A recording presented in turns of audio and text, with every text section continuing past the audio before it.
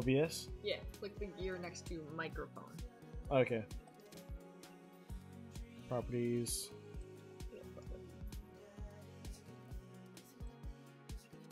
Great. Okay. It's a okay. Okay, the mic's going on. Yay! Thank you, Yeah, no problem. And I'm guessing let's do one test on Audacity. Test. Oh, okay. Can't do it. It was open before you fixed it. God darn it. I think it's fine. I mean, just look at the chat and see if people are Yeah, saying see if if- they could hear us. the voices are back. Hooray! Thank you. All right. Everyone else. Ah! Bye. Bye. Oh crap. Oh, fun. Sorry about that, guys. How many members of Elite 3 does it take to get the microphone to work? 3, it turns out. All 3. Okay, I think we're all set. Thank you, Daddy Jerry. No problem, senpai chat. We're all daddies tonight. How are you guys doing now that you can hear me? I was saying earlier, I hope that people show up who are this motherfucking microphone. Yeah, I think right. Loosey goosey, righty tighty.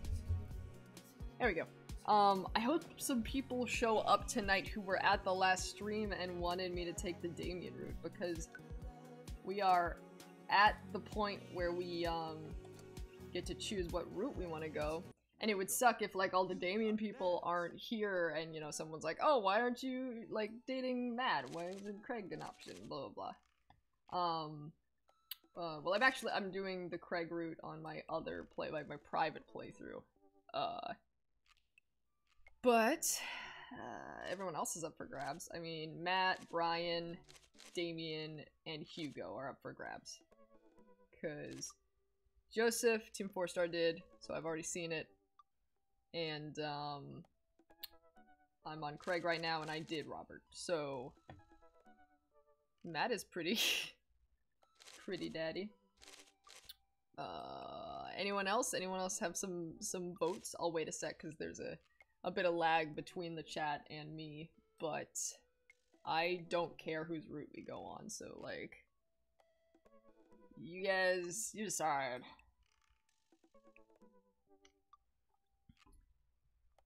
Hopefully my voice lasts. I did kind of an intense audition today, so my throat was a bit fucked up.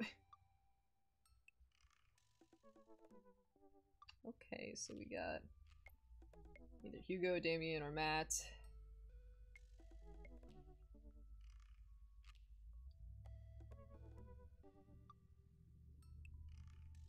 We got a Damien. Another Damien. Oh shit, it's getting close.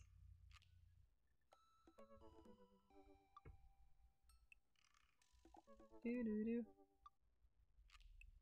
I think Damien's winning right now unless someone pulls ahead right now. Wait like 5 more seconds. And I warn you, Damien, the issue with a woman performing all the roles in Dream Daddy is that I want the voices to be differentiated enough, but sometimes it just doesn't work out. Damien will be fine because the voice will be very differentiated from Todd's, but the issue is that I'm doing a very bad Italian accent or a very bad Transylvanian accent, so, and like no one has complained about the voices so far. It's just me getting in my own head being like, it has to be perfect.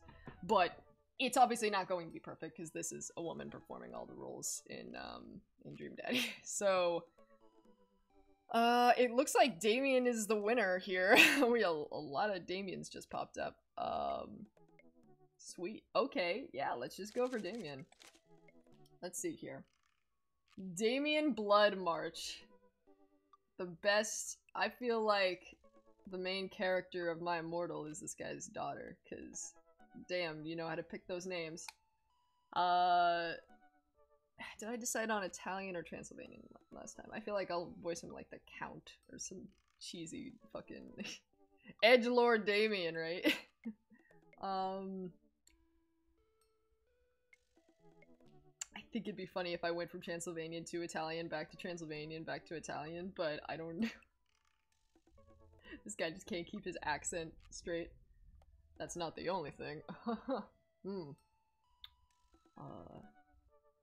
Try Transylvanian for a bit. How do you do? I have finally decided to join this information superhighway. I'm not entirely sure how this works, but I will try my best to understand. I love long strolls through graveyards and spending time with my son. If you would ever like to chat about the latest in Victorian fashion, the inevitability of our own demise, or black cats, please send me a letter. A letter. Not a message. He wants you to send a handwritten letter and postmark it to his house. On a Friday night, you are most likely to listen to true crime podcasts while I taxidermy my newest specimens. Ooh, sexy. If you had one thing to take with you onto a desert island, what would it be? A coffin. Are you serious? Are you fucking kidding me? Alright, I get the edgelord, you know, joke answers thing, but I think this guy might legitimately be a fucking vampire. Because I don't think you would take the shtick that far as to only bring a coffin with you on a desert island unless you absolutely needed protection from the sun. If your skin is literally going to burst into flames, that is the only explanation I can get from this guy. What are your turn-ons? Pronouncing bosom correctly. Did I? I don't know. What did you want to be when you grow up? A bat. What's your favorite movie genre? Foreign art house horror. What's your ideal date?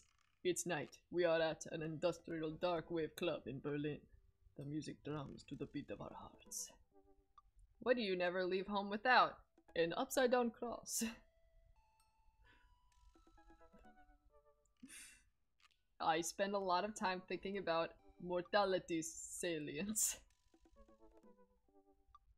This is who you want to have sex with, guys. This is your— we had Robert, okay? We had fucking Matt, and you want to fuck the literal vampire. You know what? Todd needs a Twilight romance. Let's do it. I'm gonna message him. Go ask your mother. That's the dad tip. It's a good one. Yeah, he isn't even trying to hide it. This is legit an actual vampire. Drink plenty of water.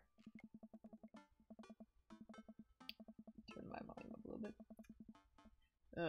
Damien seemed really interesting. A little odd, but interesting. A little odd. A little odd. From reading his profile, like, I wouldn't describe that as a little odd. I'd just go with full on odd. He's gonna suck our blood along with something else. I think I should hang out with him to get to know him a little better. Really? I navigate to Damien's dad book page and type out a message. Hey dude, you seem cool. We should hang out sometime.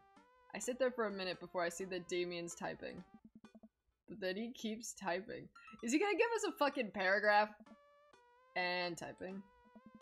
Man, is this guy writing a novel? I leave the computer to make some coffee. And he's still typing. I sip my coffee, and the computer finally dings. Oh god. Oh, no, there's more. Oh, whoa. There's more. Okay, hold on. Dodd! One Dodd! I must confess my excitement to be receiving your kind letter, for, as you see, I do find myself available to enjoy your company. I must ask for your forgiveness, however, as I believe our first meeting did not paint me in as gentlemanly manner. Did not paint me in as gentlemanly manner as— okay, it's just a typo. It probably meant something like, it did not paint me in as gentlemanly a manner as I would have liked. Yeah, because the first time we met him, he was like upset at a fucking Dead Goth and Beyond employee. Yeah, you know what? It's kind of cute that he's fancy. Real fancy boy. Oh god. Oh, there's more. Okay. I would be highly flattered to enjoy your companionship at my residence for an afternoon tea and a stroll around my garden, should it please you. Till then, adieu. Yours, humbled, D. Bloodmarch. This is actually very charming. You know what? I think it's because I've never dated a girl who was actually just like very polite and like holding the door and like, you know, that's usually me. So I guess it makes sense that I would not be the one in that situation. I stare at the screen and reread the letter several more times. I'm just usually overly polite because I'm trying to like, you know, you want to make a good impression. Hey, Amanda! Amanda pops out of her room. Her eyes are a little puffy. Almost as if she'd been crying. Oh. Hey, are you alright? I'm fine. Oh, yeah, totally. I'm cool. I just found out that the succulent I've been watering and singing to for the last 3 months was actually made of plastic. Even the dirt was fake. Oh, honey. Are you sure that's all you're upset about? You have to tell me what's actually wrong. I'm so sorry about your plants. I can buy you a new one if you want. A real one this time. Succulent is a great word. Like, not to get off topic. Because it is on topic. Succulent. Someone asked us the other day on a stream what our favorite words are, and succulent, I forgot to name. It's a fantastic word. That's sweet, but I rescued that plant. And now that I know it's fake, She clenches her fists with determination. I'm still gonna love it no matter what. Oh. Is this what being a parent is like? Yes, sweetie. Make sure it gets into a good college. But seriously, change the subject. I think we should just a little push. But seriously, you know you can talk to me about anything, right? Yeah! That's why I'm sharing my succulent woes with you. Okay. Just remember that it's okay to be sad. And also remember that I love you very much. And only want what's best for you. Alright, jeez. Don't make me cry again. Can you help me with something? I'm trying to get my DES. And I need a teenager's texting skills. Dad, for the last time, I'm not popping your back pimples. No, I don't have those. That is a lie. Can you interpret this for me? I turn the computer to Amanda and she squints at Davian's message. I just don't understand NetSpeak. Like, is this how your kids communicate with each other now? Oh, totally. This is the hot new thing. See, Dad, kids got over saying lol and LMAO or whatever and decided that what they needed to do was bring it back to the 1800s. So what do I do? Where's your pen and quill? What? Did you forget to unpack the pen and quill? Dad, how will we address the nobleman in regards to your upcoming debutante ball? I love Amanda. She's so fucking sassy. She's so quick-witted. Okay, now I know you're messing with me. Father, without a proper chaperone, you'll never end up with a suitor worthy of our land. Or our dowry. Or... So you read Pride and Prejudice for school one time and now you're reciting things you know about it back to me, aren't you? Like, the first 5 pages, then I read a review of the movie. Still gotta be, though. That's what everyone does in school nowadays. Because the thing is, like, if we were reading, like, 1 book a semester, maybe. But we just don't have time. Like, I was in an English class where I had to read, like, 5 books a semester, and I couldn't do it. Like, it is physically impossible to do that and your other, like, 4 or 5 classes. You know, it's just, it's way too much. And if you have work on top of that, like, they just don't think it through. Great, so what do I say to Damien? I got this. Amanda reaches over me and types on the keyboard. Just gotta grab some water.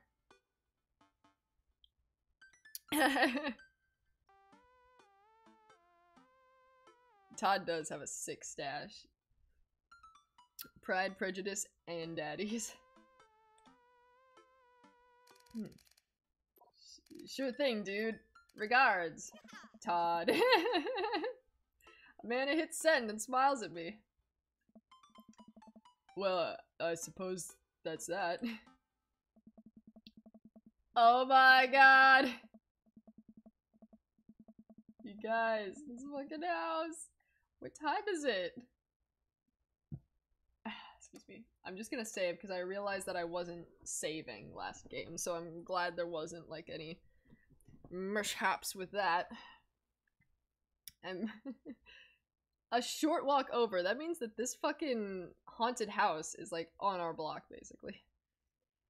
I make the short walk over to Damien's house. Well, I guess you can't really call it a house. It's more of a manor, estate. The Gothic architecture looms above the other homes in the cul-de-sac. I walk past a couple of gargoyles guarding the front door and look around for a doorbell. There doesn't seem to be one. Did you have to use the knocker? I pull the large, ornately carved bat's head door knocker back, and a hollow sound echoes throughout the house as I strike it against the door. Oh my god. I wait several moments before the door slowly creaks open. It's a little creepy, but I enter the home and take a few steps into the foyer, noting the oil portraits of who I assume are dead relatives hanging on the wall. So, either we just walked into his house, which opened on its own, by the way, or he literally has a ghost butler that he's not telling us about. I mean, why would you tell someone about that? They would never believe you.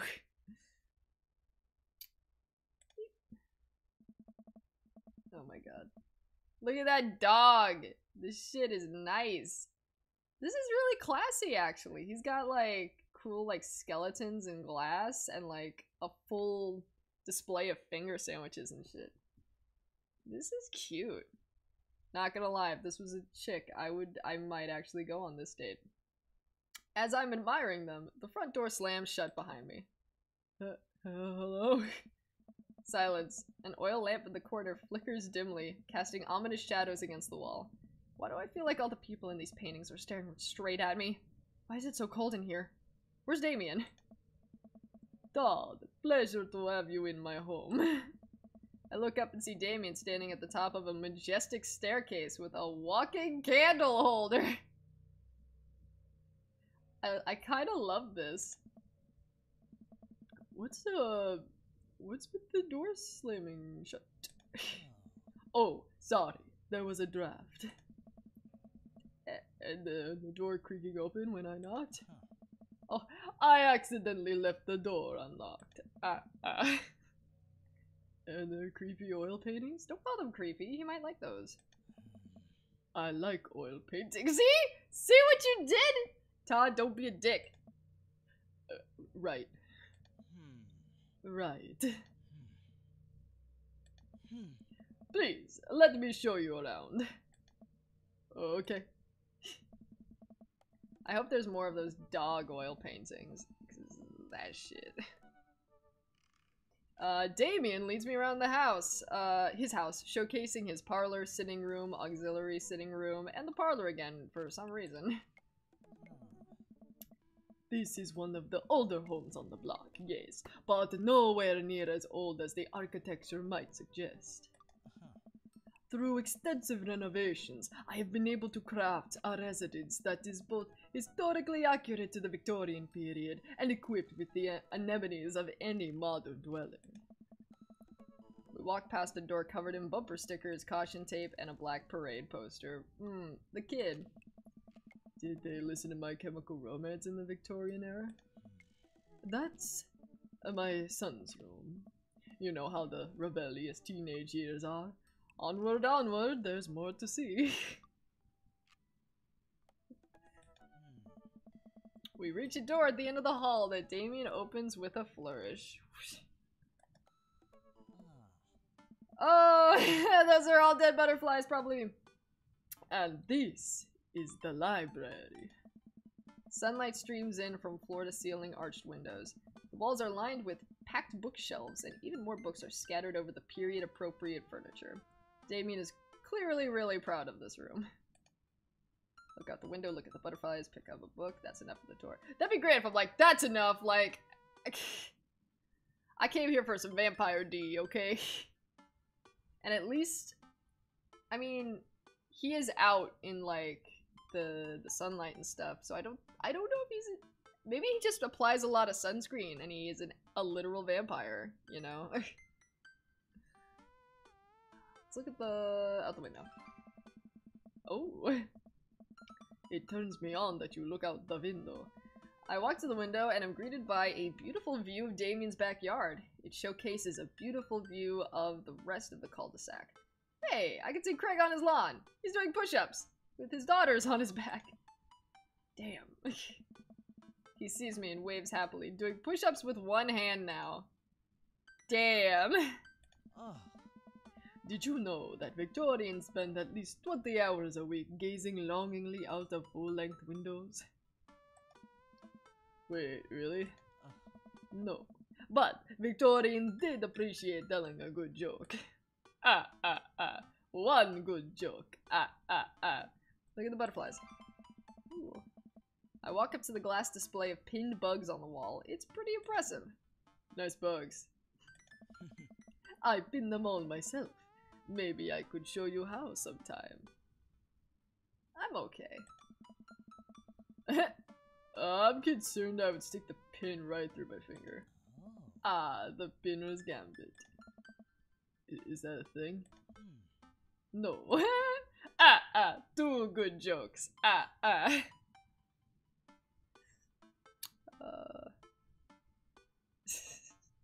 Yeah, no, like, I think they didn't even have to say that he opens the door with a flourish. I picture this man doing everything with a flourish. He goes to pee with a flourish. He drinks some milk with a flourish. But push-ups with one hand, shake weight with the other. You know, you gotta really, you want to feel that burn. Never stop working out. Pick up a book. Okay, good. For a second I was like, wait, are all these gonna be hearts? You know? If I pick up a book and he doesn't like that, he'd be like, careful, it is first edition, you see. You know, Todd, in the Victorian era, there was some controversy surrounding reading. Many people— what wasn't there a controversy about in the Middle Ages? Or the Victorian era? Both. Many people thought the more tawdry— tawdry? I've never seen that word before. Tawdry novels would encourage youths into a life of crime and would cause too much of a distraction from work and school. I pull out a book at random and examine the worn cover. Opening it, I turn to a random page and read aloud. Naruto struggled against the change that Sasuke had bound him with. Oh my god. Shirtless and out of breath, he looked up at Sasuke. Sasuke smirked, unbuttoning his ninja pants. Oh, okay, I think that's enough. Wow, I can't believe they had Naruto fanfiction in the Victorian era. Damien snaps the book shut and puts it back onto the shelf. Okay, wait, hold on. This is an actual book. This is a physical book that we mistook for a book, which means that Damien printed out Naruto fanfiction and had it professionally bound into a book. Maybe a leather book. He brought this shit to like fucking Kinko's or Staples or something. Or better yet, a professional book place where they produce leather-bound books. And he said, I would like this PDF printed into a book that I can read in my study. I love this man. I thank you guys for getting me on this route, because I love this. That's a rare book from my private collection. Please, will you join me for tea? I'll join you for anything, man. I just want to know your story now. I follow Damien to his sitting room, where finger foods have already been set out upon a beautiful tiered silver tray. I take a seat on one of the high-backed chairs as Damien pours and serves me some tea. I can't believe we're having a high tea. I never thought I'd get to do this. Damien smiles to himself. What? Oh.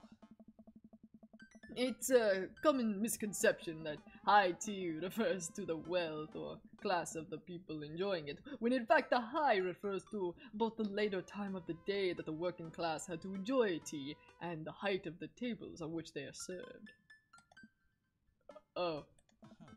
My dear friend, we're currently enjoying afternoon tea.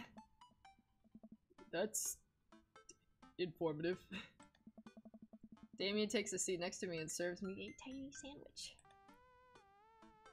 Your home is really impressive. Are there a lot of goths in Maple Bay? I like your cape. Ooh. I wish I could do both. The first one and the last one. I'm gonna say I like your cape. It's a cloak, actually. But thank you. Victorian fashion is very important to me. You pull it off quite well. I would love to pull it off quite well, if you know what I'm talking about. Sasuke looked up at Naruto. Oh, thank you. Regardless of my historical leanings, it's very important to me to present myself well.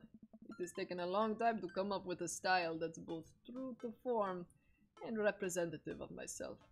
But I'm very happy with how I dress. I do get some strange looks, yes, but it's something that brings me a great deal of joy, so I don't mind. To be able to wake up in the morning, pick from my closet a variety of cloaks, waistcoats, top hats, and even binders that are period appropriate feels amazing. You wear top hats? Oh my god, I want to see him wear a top hat. Please put on a top hat. You don't? Whoa, what got you so interested in goth stuff? Why do you have to say it like that, Todd? Because you're a douchebag. Well, when I was a young boy, my father took me into the city to see a marching band. Oh my god, Todd. This is great. I love this so much. Basically, like, the Black Parade is one of my favorite albums of anything ever, really. So anyone who likes My Chemical Romance would automatically fill that in. I think that's the third My Chemical Romance referenced, like, this stream. Maybe second? They referenced it before. Oh my god. Sorry? Did you guys see a marching band? I'm afraid I don't understand. You serious? Of course. But it's, you know, the song, Amanda made me listen to it. Seriously? I'd love to see a marching band.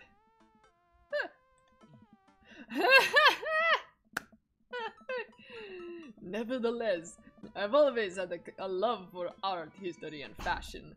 What started off as a small hobby of collecting taxidermed animals grew into sort of an obsession. It's a privilege to be able to appreciate the lives and culture of those who came before us, I think.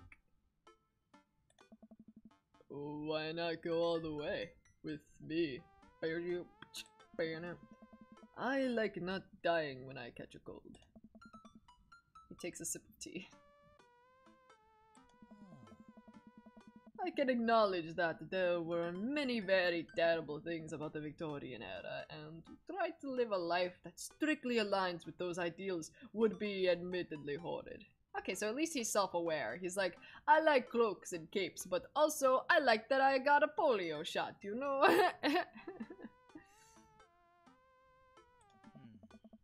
But I think it takes a critical mind to truly appreciate something to the fullest, to be cognizant of its flaws and love it all the same. Tell me, Todd, do you have any hobbies? Oh man, I do, but I don't know if I care about anything the way you care about this stuff. Well, I'd love to hear about your interests. Hearing someone talk about the things they're passionate about is intriguing and, quite honestly, rather attractive. Are you hitting on me, buddy? Please, do tell me about your hobbies. Quick, sound sophisticated. I like watching soap making videos on the internet. Love me some word jumbles. I learned how to juggle once. Oh shit. I like soap. Soap is an important advancement in modern society. Getting rid of germs and stuff. I would say that the people who make soap are the true heroes here. To watch them work is an honor. I tried making some with Amanda once, and we both had to go to the doctor for rashes. Which I guess goes to show that we should leave it to the professionals. We finished our tea and finger sandwiches.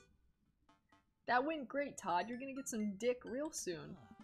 Come, I have one more thing to show you. One more thing. Damien takes me around the back of his home, where a variety of flowers flourish in beautifully landscaped rows. Oh, this is really pretty. A small stone path weaves through it and butterflies flit lazily through the air. My garden. It's beautiful. Thank you. Aww. Victorians took flowers and floral arrangements very seriously. Floral is a very fun word to say in that accent. You see, it was considered uncouth to discuss personal and romantic relationships in public, so lovers and friends alike would use bouquets to send secret messages to each other. Each flower and plant is symbolic of different feelings. What's this one? It's poison ivy. Do not touch. Even more interesting is that one flower could mean different things depending on the other plant it was paired with. One had to be extremely careful, as even the style in which the ribbon was tied around the bouquet affected the message. Damien leans down and plucks a gorgeous bright orange flower off a vine. Lilium bulbiferum. Lilium bulbiferum. The orange lily. What do you think this one means? My loins are blazed. Oh wait. Did he say it was orange? I totally wasn't paying attention. Thou art the tightest. 3 cheers for sweet revenge. I think it's this one. Nice! Yeah, okay. I was close. The orange lily is actually symbolic of pure hatred. Well, and that's precisely why floral arrangements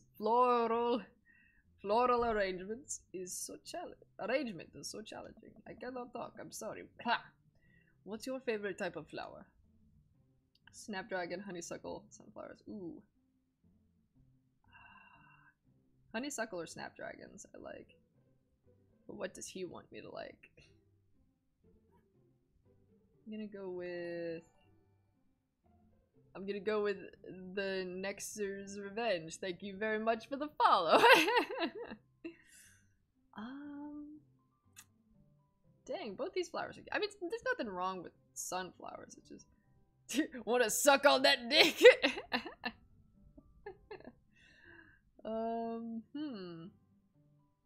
I should just pick one. Honeysuckle. They smell really good. And then you can eat the tiniest little drop of nectar when you pull the stem out. Nice. I'll have to remember that when I put together a bouquet for you. He would put together a bouquet for me? Nobody's ever given me a bouquet before. Aww. Follow Damien down the footpath and admire more of his beautiful flowers. Suddenly a phone rings. Oh, Todd, will you excuse me? I must take this. He pulls a cell phone out of his pocket. I'm a little surprised it's not a rotary phone. Me too. Or those giant, like, brick phones. Go for it. Damien smiles and walks back to the house. I take a deep breath and enjoy the heavily perfumed air. What a lovely yard. This makes me wish I'd put a little more effort into that garden. Amanda and I tried to start that one time. Our watermelons grew to the size of cherry tomatoes and then immediately died. Oh, hey, a gargoyle. Oh no, I knocked over the gargoyle! Oh no! Okay, we got it, guys. Hold on. Oh, okay, hold on. Okay, that's the- oh my god, we're timed! Okay.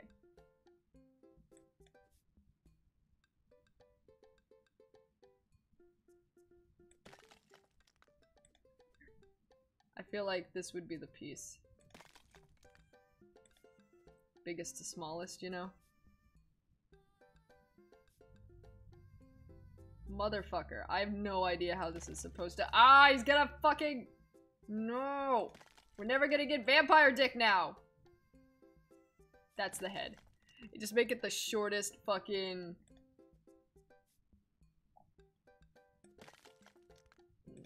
Okay, this is the biggest piece. Oh, 10 seconds. Okay, okay.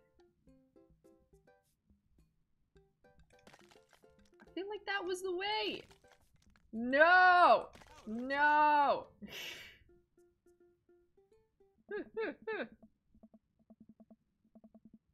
Flip it upside down. I didn't see any way you could flip it upside down. Crap, crap, crap. I can't figure this out. Oh, here comes Damien. He looks upset. Hope it's not about the Garg. Ah, he appeared and went. Oh! Oh, okay. My sincerest apologies to have kept you waiting. There's an urgent matter that I must attend to, so... Oh my. Todd, did you break my gargoyle? Oh, all I did was lean on it. I just had it installed last week. No, no matter. I suppose it will give me a chance to work on my masonry skills. Now, if you'll excuse me, I'm afraid I must take my leave. That's no problem, dude. Everything alright?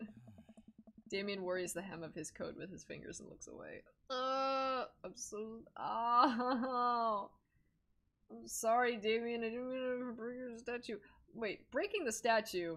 I didn't have any glue or anything, so... If I just assembled it, and then someone else would lean on it and break it, then it'd be their fault. So, I'd rather I get blamed than someone who didn't fucking break it. Oh, you're very welcome to Nexus Revenge. I'm glad I could make you happy.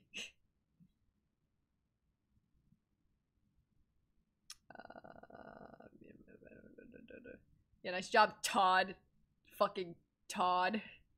Restart run. That's it. We just gotta restart. This is... I can't... You can't... This is... I play games like real life, okay? You can't just restart life, okay? If you make a mistake, you gotta live with it.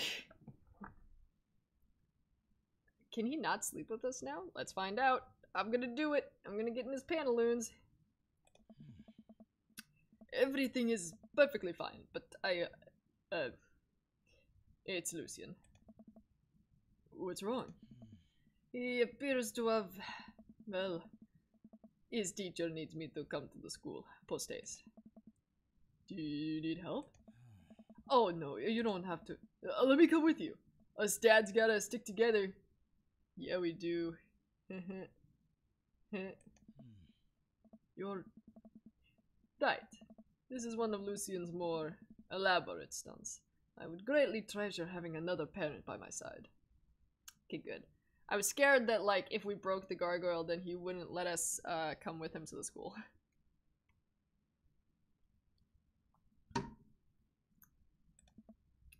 Let's go! It's me, Todd! I wonder if Damien has a biting kink. Yeah, no, I wouldn't doubt that. I think he likes to bite. Because if a vampire gets bit, I don't know. Damien and I walk into the school and are immediately greeted by an anxious-looking Hugo. Hey, Damien. You're here in record time. I wouldn't miss it for the world, dear friend. Wow, whatever it is, it doesn't seem like this is Hugo and Damien's first time to the my kids are in trouble rodeo. What is it this time? This... Damien, you have to see to believe. Damien and I fall in a step behind Hugo, who leads us through the busy corridors of the school. We pass by several classes in session, and I vaguely wonder if Manda's around. Hugo eventually ushers us into a small boiler room with a flight of rickety stairs leading down into darkness. I hope he didn't, like, murder children. I feel like he would tell him. He would tell us that. Watch your step. I can hear faint voices drifting up from the basement, and they don't sound happy. As I'm led into the depths of the school, I recall the antics I got into as an angsty middle schooler. At least I had enough sense to stay out of creepy basements. This is where I die. I think they've teamed up and they are going to murder me and suck my blood and my dick. Hey, it's your kid. We find another teacher in a boiler room tucked away in the back of the basement. With him are Lucien and Ernest, Hugo's son. Lucien has a bloody nose. Thanks for coming. I can't make heads or tails of this. I look around the scene of the crime and see a bunch of bricks and some masonry tools scattered around. What happened here? Ernest punched me. Wait, I feel like that would be Ernest's voice. Kinda angsty. Ernest punched me. Lucien tried to kill me. What? The room falls silent. I was not trying to kill you, dumbass. I was just trying to build a brick wall around you and see what would happen. You promised me there was wine down here. You tricked me. Whoa, whoa, whoa. Wait a second. Lucy, did you try to cask of Amontillado? Is it Amontillado or Amontillado? It has two L's. I feel like it'd be an EO sound. Amontillado. Ernest? Did you try to do that thing to Ernest? I'm neither confirming nor denying that. I turned to Damien and whispered to him. What's cask of Amontillado? Huh. It's a classic Edgar Allan Poe short story where a man gets his enemy drunk, lures him down to his cellar with the promise of a fine vintage, then buries him alive behind the brick wall. Holy shit. It's a lovely story. So, wait, Lucien, you tried to do that to him? I was curious to see how it would turn out. I wasn't actually gonna leave him there. What was the thought process here? That Ernest was just gonna sit still while you slowly built a tomb around him? Well, it worked for like 20 minutes because he's an idiot. But then he realized that I had lied about the wine. And you were cackling maniacally! That sort of tipped me off. Ernest, 20 minutes? Dad, it took you 20 minutes. Son, we just did an entire 2-week unit on the cask of Amontillado, and it took you 20 minutes to realize Lucien was leading you into an elaborate ruse. Did you even read the story? I read the first 5 pages and then read a review of the movie. See? Right? Huh? It's only 5 pages long and there is no movie. Yeah, you're right. I paid Lucien to read it for me. Actually, he didn't even pay me. So when you think about it, this was me teaching him a lesson. Damien and Hugo both have their heads in their hands. You guys are always telling me to engage in literature, and I did. I don't see a problem here. Alright, I'm filling this under what the hell. Don't do whatever that was again. You're both suspended for a week. Ernest and Lucien high five. The teacher starts to stomp up the stairs. Hugo, I'll cover your class. Take your son home. Mr. Bloodmarch, you too. Thank you for your mediation. We all head up the stairs and out of the school in tense silence. Oh my god. Lucien, Damien, and I all pile into my car and begin the drive home. Lucien immediately puts his hood up and stares out the window angrily. Ooh. I'm not going to therapy again. I know, son. It's entirely up to you whether you want to go. But I care about you and I can see that you're struggling. So if you do decide that you would like to speak to a professional about your feelings, we can do that too. Maybe you can spend this next week looking for a summer job. I know how much you want your own car. I can't believe Damien's keeping his cool. I'm impressed. Seriously. Fine. Thanks for not freaking out too hard. Oh. I love you, son. Lucian continues staring out the window. Aw. Love you too. Aw. We spend the rest of the drive in relative silence. It'd be weird if you gave me a blowjob while your son's in the backseat, right? It'd be even weirder if he's got shotgun. The moment we pull into the driveway, Lucian hops out of the car, slams the door, and runs inside. I didn't expect to have that conversation in front of you. He and I have a lot we need to work out. It's alright.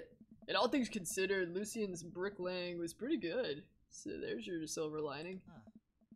That is that, yes. Oh, he's probably just going through a phase. I really admire how you handled that. Does this kind of thing happen a lot? Yeah, little one. I really admire how you handled that.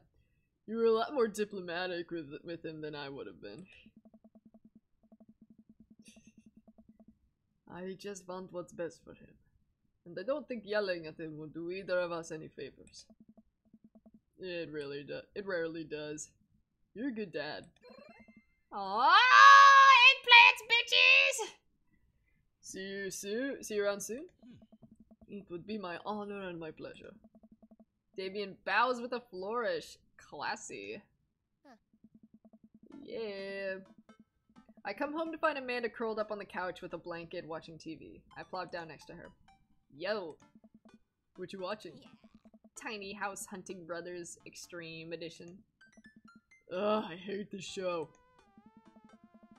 The couple on screen bickers back and forth while standing in an extremely small house made out of recycled bottles. The Tiny House Hunting Brothers watch them with bemused expressions, both of their heads touching the low ceiling. I told you I wanted a 2-bed, 2-bath, shabby chic cottage. This house doesn't even have a bathroom. But honey, the outhouse is only 20 yards away. It's not that bad. I am not pooping outside, Greg. Yeah, Greg. Why don't they just get a regular sized house? I don't know. How'd afternoon tea go? It got strange. We had to go to the school to pick up Lucian since he tried to... He lured Ernest down to the cellar with the promise of a fine vintage and then tried to brick him into the wall, right? How did you know that? Has everyone read this story except for me? Lucian live streamed the whole thing. Oh my god. The entire thing was live streamed. This entire day is beyond me. But otherwise, it was a fun day. The Damien guy's a character, but he's really good company. And a surprisingly diplomatic dad.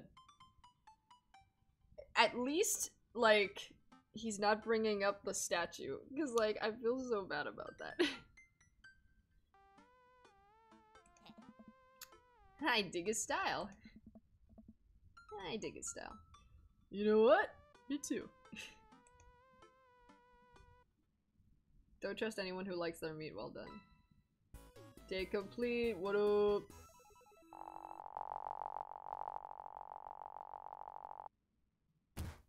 That was the jammiest bits of jam. Neato. I'm not quite sure what that one means. I read it in an article once about the Victorian era. Oh my god, that's like the longest voice clip I've heard in this game. Holy shit, that was like full sentences. Wow. Also not the voice I pictured coming out of this guy, but it fits. I like him, me too. You know what? I'm gonna fuck him. What up? Interview with a vampire. We did it. While I'm doing my afternoon word jumbles, I hear the mail truck pull through the cul-de-sac. I wonder if we got any coupons today. The nice mail person slides a couple letters and a large yellow envelope through the slot. Takes a couple of tries for them to get it in. Yeah, it does. What up? Hey, my coupons! Excuse me. I take a closer look at the large yellow envelope. I lightly knock on Amanda's door. She probably has headphones on. Amanda! She yells through the door. What? I have something for you. I'm kind of busy right now. Can you come back later? Okay, just thought you'd want this big old envelope you got from HIA. Immediately, Amanda pushes her door open. Howard Institute for the Arts? I mean, if you're busy, I can come back. Father, please! I hand her the envelope, which she tears open with her teeth. With her teeth. That's how excited we are. That's probably bad for your teeth. She doesn't seem to hear me and spits out a piece of envelope. Yeah, like, this is the third reference to, like, her being ashamed of her teeth. I wouldn't do things that hurt it if you're... Yeah, I think she was looking at, like, she was reading that Naruto Sasuke fanfiction, and, sitting alone in her room. It's a leather-bound book, also. Sasuke looked up at Naruto. She pulls out a letter and unfolds it. And? The suspense is killing me. This is her dream school. Amanda's face is unreadable. Huh? I can't believe this. I'm not yachting at you, baby girl. Oh, honey, it's okay if you didn't. I got in! Oh! I got in! Amanda tosses the letter aside and gives me a big hug. Oh. Congrats, sweetie! That's amazing! I'm so proud of you. She pulls away and looks at the letter again. Oh my god, I really can't believe I got in. Well, of course you got in. You're a great student. You nailed that interview. And your photography is incredible. Wait, Dad.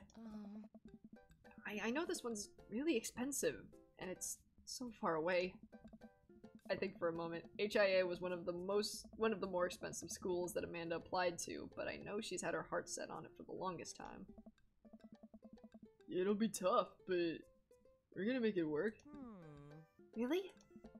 Of course. Amanda hugs me again. Oh. Yeah. Thanks, Dad.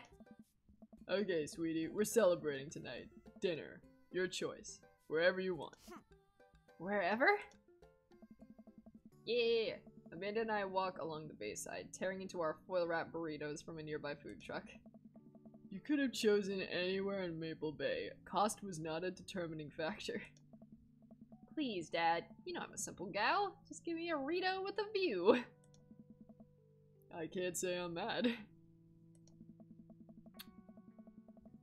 Amanda and I sit on a patch of grass and watch ships sail lazily through the bay. And the dorms are right near a bunch of cafes, and there are all these galleries nearby, and there's a discount if you bring your student ID, and— Amanda, slow down. You're gonna choke on your burrito. I know, I'm just excited! Did I mention that students get their own studio space once they're seniors? And we all get the professional photo editing software for free? It's nice to see Amanda so enthusiastic about HIA, but I wish she wouldn't do it between bites of her burrito. I thought I taught her to chew with her mouth closed. Aww, I'm so excited for her. It's so weird remembering that I'm not in college anymore. I'm like, yeah, I gotta be prepared for college soon. No, I don't. I'm done. I wonder who my roommate's gonna be. You take a survey online and they match you with someone with a similar major and interests. I bet we're gonna be best friends. Craig and I were. A good roommate can be a lifelong friend. But don't even get me started on bad roommates. Oh no. I'm just kidding. We didn't have a bad roommate. Our only other roommate was a puppy that Craig brought home one night. We spent a semester fabricating a story about our new foreign exchange student who had a really bad cough that sounded exactly like a dog's bark. Carl ruled. Oh, they let you have animals in the dorms if you get a note saying you need one. Oh, I bet I could forge one. I think I'd get a rabbit. Or maybe a snake? Or maybe both. Would the snake eat a rabbit, though? Oh boy. I think I'll leave all that up to you. She's so excited. I don't want to disappoint her, but I need to be real for a second. So, you know I had that talk with Mr. Vega. He didn't tell you about the dumpster fire, did he? What? No. I don't want to put a damper on the good news, but I need you to knock it out of the park these last few months of school, okay? If you really want to go to Horns, we need that scholarship money.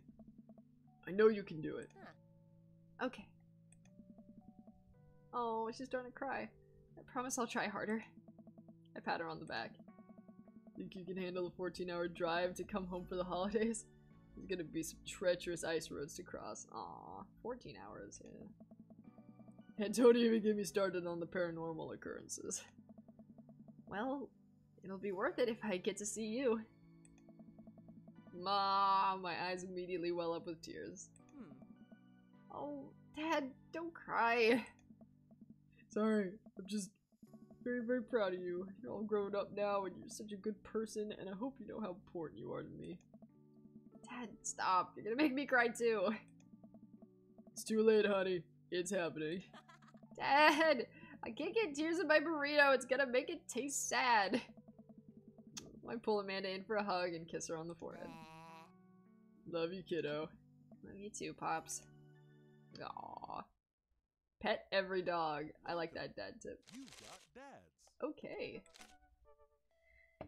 Alright, let's get round 2 of Damien.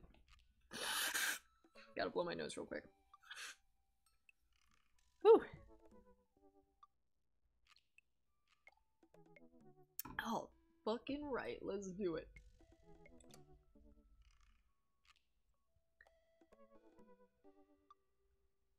Oh, I like the hair, by the way. Thank you. I'm not sure if you're talking about my hair or Amanda's or Todd's, but thank you if you're complimenting mine. I had a lot of fun hanging out with Damien the other day. I wonder what he's up to. I open up Dad Book and start writing him a message when Amanda walks in the door. Dad, you got a letter! Oh my god, a letter. He didn't. Oh, is it from Grandma? No, it's from Damien. Whoa! Can I see it? Amanda hands me a piece of old parchment folded into an envelope and sealed with purple wax. Damn, the dude goes all out. This is amazing. Holy shit. And purple wax. That's like, wow. This guy is so extra. I love it. Oh my god, oh my god, oh my god, oh my god, oh my god. Okay. I pry off the seal and unfold the letter. In the most beautiful calligraphy, the letter reads, holy shit! Dear Todd, I hope you find my continued correspondence endearing rather than trying. One can only hope that my use of the slower, more traditional form of communication will showcase my sincere and earnest sentiments that I greatly enjoyed our time together. I write this hastily under the warm embrace of excitement, fearful that I may misstep and speak towards something unwelcome. For now, I hope that you might forgive my boldness. I will simply say that your company has greatly occupied my thoughts. While the afternoon may have been derailed by forces unforeseen, your companionship helped a great deal. Not only in the discipline of my child, but in the morale of my spirit. And for that, I thank you. That said, Todd, if you'll allow me, it would mean the world to me if I could enjoy more of your time. Perhaps a trip to the cinema, followed by a moonlit stroll, would be to your taste. I eagerly await your response. With great respect, D. Bloodmarch. Oh my god. I love this guy. Amanda and I both look up from the letter. See, now I see the appeal of Twilight. I see it now. Because if Twilight were literal vampires, like this guy, like acting very gentlemanly and like real Victorian era shit, not how Edward acted, not like because the thing about Twilight is like their family of vampires was very modern day. They acted like normal fucking people. But I think people really want to just fuck regular old vampires. Like this shit I can get behind. I can understand the appeal. Amanda and I both look up from the letter. Wow. He's good. So you gonna catch a movie with him? Yeah, I better message him on Dad Book and let him know. Write him a letter, dude. Amanda slaps my laptop shut. You have to write it back! A real letter! Yes! Yes! Yes! Yes! But my handwriting looks like two toddlers fighting over a crayon. Dad, you have to. He wrote you a letter. That's so cool! Will you help me? I need to class this up. Father, I was made for this. Here's what you do. Okay, you take a dick pic off of a disposable camera, we get it developed, and we include it in the letter. Find tickets to a show that you two will like, then enclose them in the letter. Oh, that's classy. Amanda and I hop onto my laptop and peruse showtimes. Doesn't seem like a romantic comedy kind of guy. Yeah. Oh, here's one. Vampire Crusade 2. Evil Never Dies. I don't know, that sounds kind of stupid. Actually, it's a critically acclaimed exploration into the anew of existence. Really turns the vampire trope on its head. Really? Nah, there's just lots of blood and vampire titties. I would enjoy that. I wonder what other show has that. Well, let's roll the dice. I purchase the tickets and print them out, then sit down at the table with Amanda to try drafting a nice letter. Yeah, see, because this could go backwards very quickly. If it is a, you know, a really shitty movie about vampires, I feel like he'd be complaining the whole time and be like, oh, this is not that good. This is, you know. I start writing. Damien. Oh god. I do hope that this letter finds you in good health. That's a good option. XDalin340, thank you very much for the follow. So I could say hey. That's not it. Good morrow to you on this fine eve.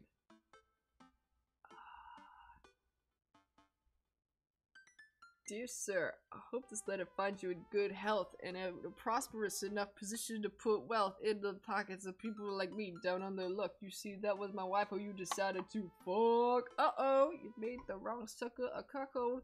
I just think we I don't know unless I cheat, you know. Let's, I'm just gonna go with the first one because the last one seems more like I don't know what I'm talking about. Let's go with this. Yeah, good one. What's next? Hey, remember when your son tried to catch Matilda? No, don't bring that up. That was... No. You've been good. I must confess of my amateur control of the written word. I like the last one. Yeah. Jeez, Dad, have some faith in yourself. Okay, we're trucking along. Let him know how you're feeling. You find me in good spirits, for I felt very much the same after our last encounter. I like that. I did very much enjoy the adventure we found ourselves on the last... on the last we met. That Ernest shit was pretty messed up. Whoa. Let me smash.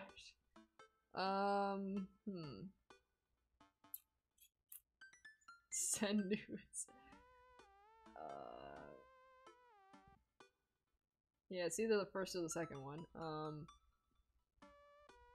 I wish I could just, like, select all the worst options and give him this really shitty letter.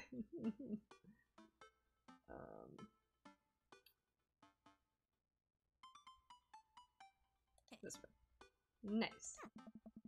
Ask him to hang out already. Okay. True art takes time, Amanda. While a strange turn of events, I found myself enamored of the situation at hand.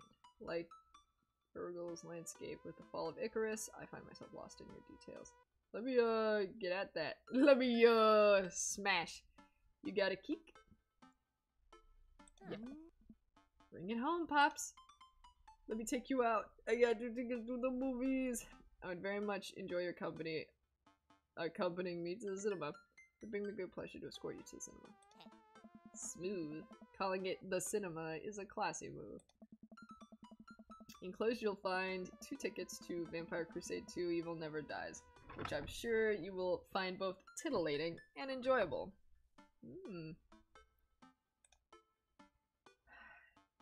Best wishes, hard daps, namaste. We'll carry on.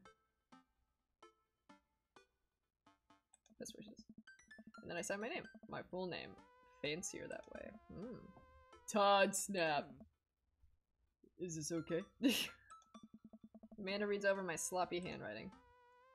Damien, I do hope that this letter... my god. It's perfect. You spelled his name wrong. What? Nah, just trying to keep you on your toes. Now all you have to do is seal it and put it in his mailbox. I want to put more in his mailbox. Can I seal it with tape? It's not authentic enough. I have an idea. I'll be right back. Are we gonna melt some wax? Shit. But you can't just melt wax, you also need like a stamp, you know? Amanda leaves the room and returns with a candle, a lighter, and a small piece of wood. Okay. You gotta have a wax seal.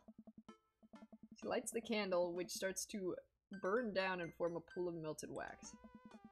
What's that other thing? Amanda pours some of the wax onto the folded letter and expertly presses the small piece of wood into it. She lets it dry for a second and pulls the wood away, revealing... Here it is! Your sigil. A little kitten with a bow on its head. Awesome. Oh, that's so cute! Oh my god. I think he'll love that. I think he likes me because I'm quirky. You know, the thing is, like... Yeah, opposites attract. You know, like, just because he's into creepy shit doesn't mean we should be, you know? So I think he will find us very enjoyable. Hey, Trap Master, I'm good. Everything good. We are trying to bang a vampire. Scrapbooking stuff always comes in clutch. Well, I guess all there is to do is deliver to his doorstep now, huh? Oh, I thought we were getting a carrier pigeon to do it. I already called my guy. I have a pigeon guy. Marcus has the good pigeons. Don't get your pigeons from Anthony. They're no good. I don't want to know if any of this is true.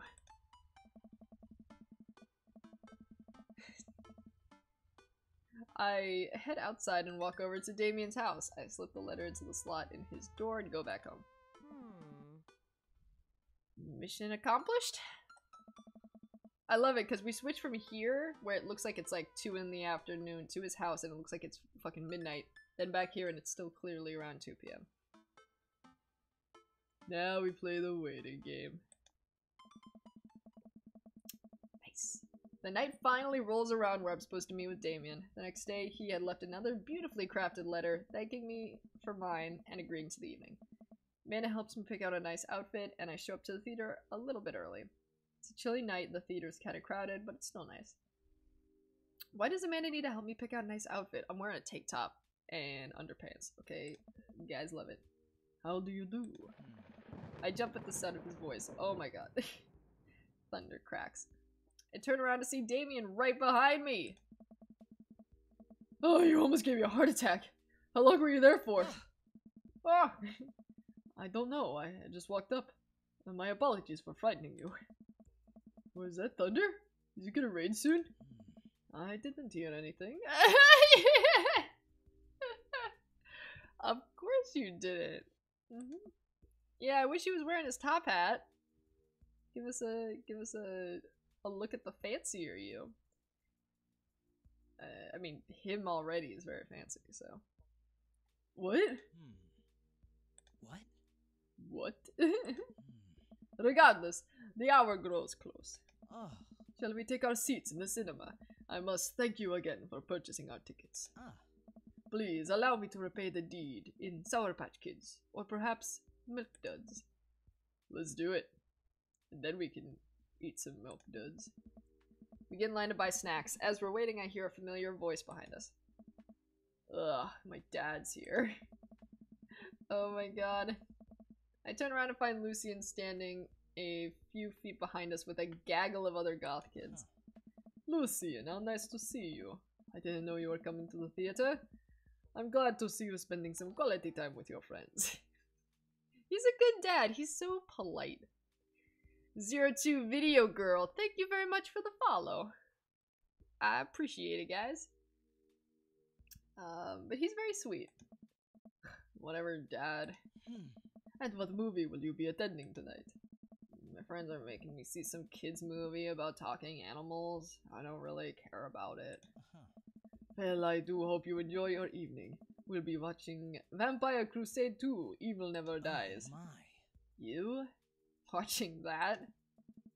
Yeah, I thought Damien would enjoy it.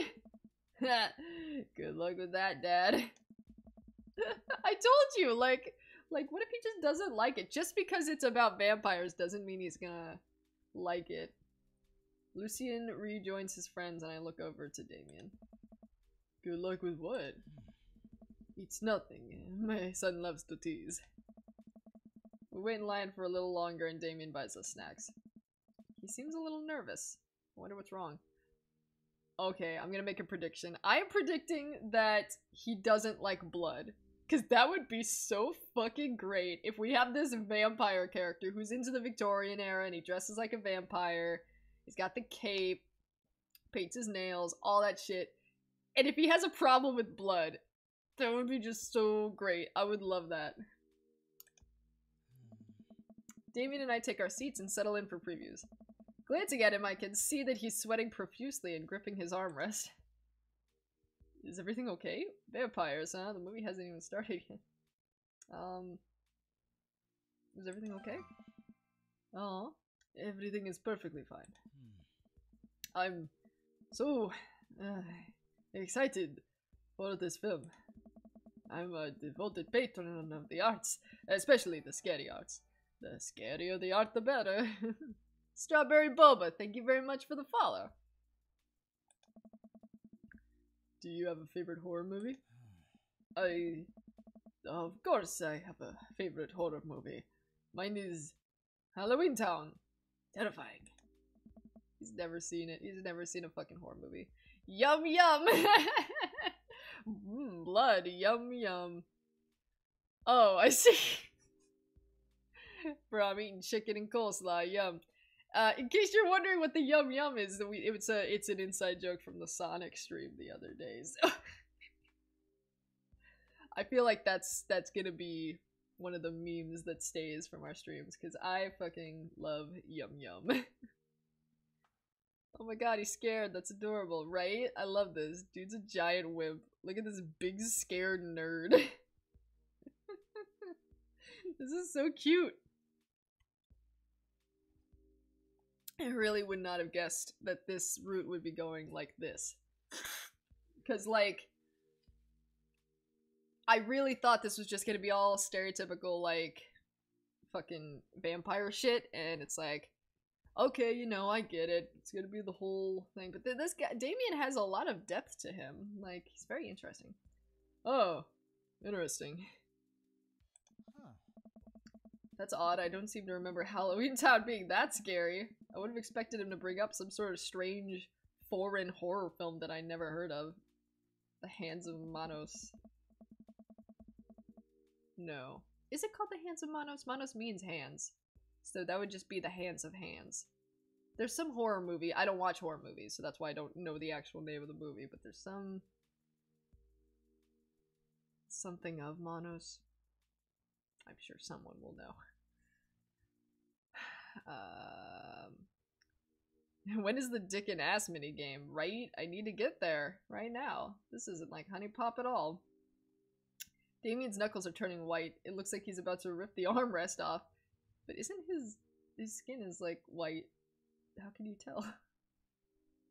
Manos, the Hands of Fate. That's what it is. That's what it is. Wait a second.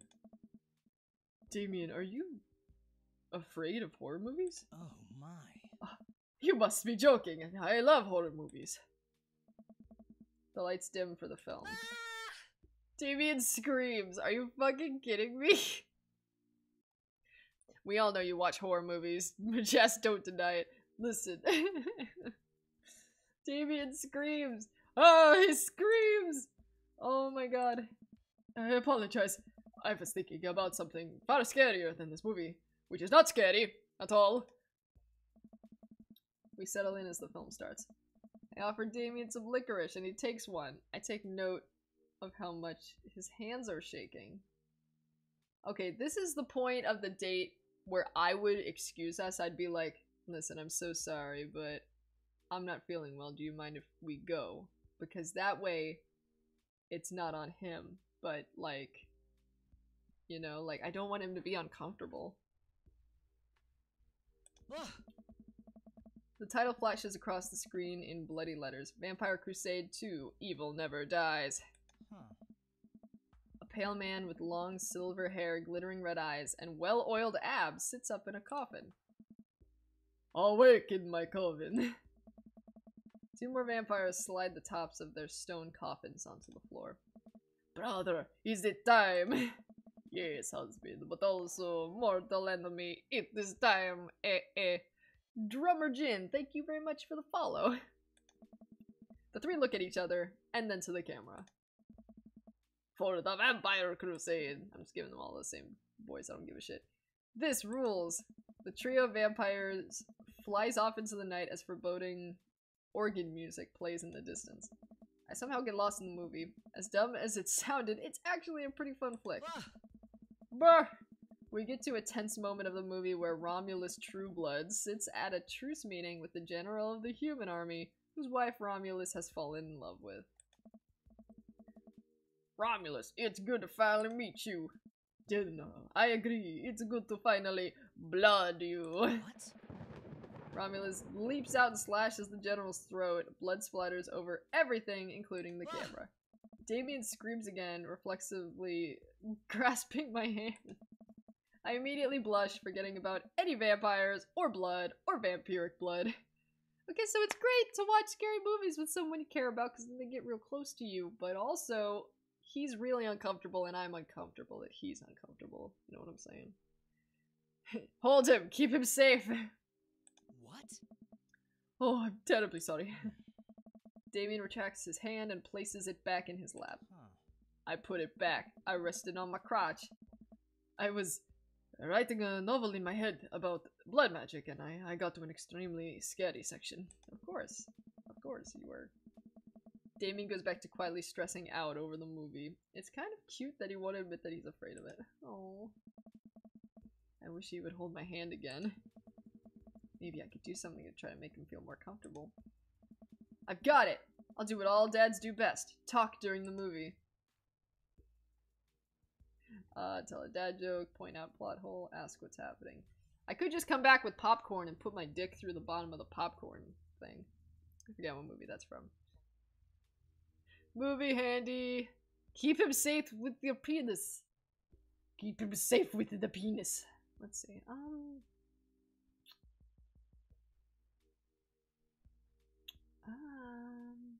All of these are good options, so I don't know which to, what would be funniest is what I'm trying to figure out. Let's try dad joke. Heh. Where does a dog go when it loses its tail? Oh! I love the little sound clips. Like, I don't know if that was the right sound clip to put there. Unfortunately, that only works with no butter popcorn. Listen, if I want my dick to get scalded by hot butter, I'll do it, buddy, okay? You want your dick to get nice and scalded and then get the handy, cause you know what? That's a cool, refreshing, cool hand on your penis. Where? To the retail store. I yelled that last bit a little too loud for a crowded movie theater, but I can see a smile form on Damien's face. Oh. A good one, Todd. The rest of the movie goes by relatively smoothly, with only a few whimpers from Damien. Maybe he would have liked the romantic comedy better. Oh. We get to the final scene of the movie where Romulus Bad Blood, and the general's wife embrace each other in his crypt. It appears that the true Vampire Crusade was the Vampire Crusade in our hearts. Our cold, unbeating hearts. Romulus and the general's wife begin making out. Hard. What? The film fades to black and the end appears on the screen. But then it hard cuts to Demetrius and his rival lover, Carmela, who watch the two from afar. Oh no! Twist ending! Oh my god, it's so much dialogue. Our bloodline has been pure for 1,000 years. Romulus has betrayed us by loving a human woman. It will only be a short time before the next Vampire Crusade 3 evil must die again. More thunder, more ominous organs. The movie fades out again, and a bloody question mark now accompanies the end. That was beautiful. Buttered popcock.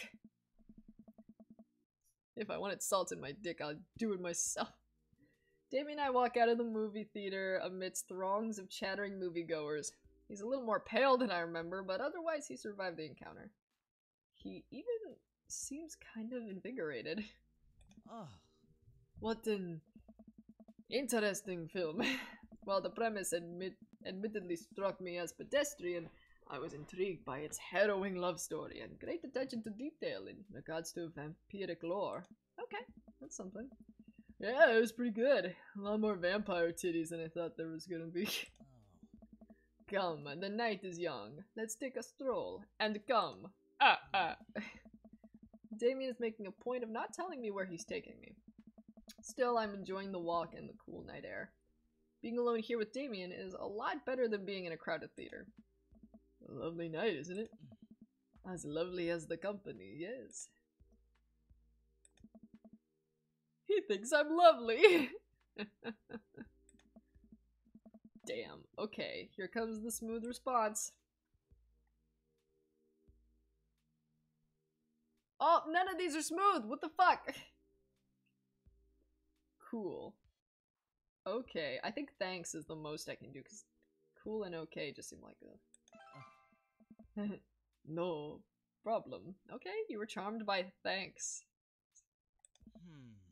Crushed it. We both stand there feeling a little awkward. I sure am one smooth operator. Are you getting a little hungry? We could, eat my dick. We could maybe stop off and grab something to eat. Very not, friend. I have a plan. We turn the corner and are greeted by the gates of a cemetery. What? Are we going in there? A little bit of Victorian flavor, Todd. Trust me. Is he gonna make me drink blood? I don't want to drink blood. I'm a bit nervous, but Damien hasn't led me wrong yet. Hold on, I want to hear this music. Ooh, that's smooth.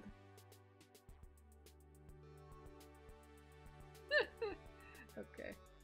I follow his lead as we walk into the cemetery.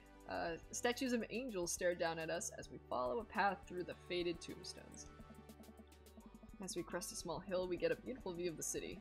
The night lights sparkle around us. I gotta hand it to him for being in a cemetery. This is strangely romantic. Picnicking in graveyards is an old Victorian tradition. An appropriate finish to an evening after a vampire movie, wouldn't you say? Everything's gonna be an appropriate finish with you around, baby. We're gonna fuck some corpses. Let's do it. Alright. Let's dig something up for you. With a flourish, as he often does, Damien produces a blanket and a picnic basket. Yeah, right, where were you hiding that? Wait, where were you hiding that? Under my cloak? Oh, right. Is that? That's all the explanation we're getting? No, where was it? Where was it? Where did you get it? No, I won't accept that. Unless he's literally, like, magic. Let's fuck on top of my father's grave, yeah, right? Like, why are we... Damien unfolds the blanket and we both sit down, gazing out at the city lights. He produces a bottle of red wine and a fine selection of cheeses. In the Victorian era, there were no public art galleries, parks, or botanical gardens to speak of. Once rural graveyards became a more popular alternative to church burials, they became the only place that people could see beautiful plant life and fine sculptures. That makes me hot. I mean, that makes sense. This is pretty nice. I have a question though. How are you so okay with being in a graveyard, but you had trouble handling a scary movie? What? I wasn't... He sighs deeply. Okay, yes, I was extremely scared by that movie. I was not writing a book about blood magic in my head. Really, I believed you. I just have never been good at those. I just feel as if Because of how I look and act, people expect me to love horror films, so I must play the part. Truth be told, I don't know if I have the constitution for them at times. Aww. That's so cute. Oh my god. Actually, all men have a date pouch on our backs. Oh my god. Well, you spoiled the secret. Now we all know about your date pouch.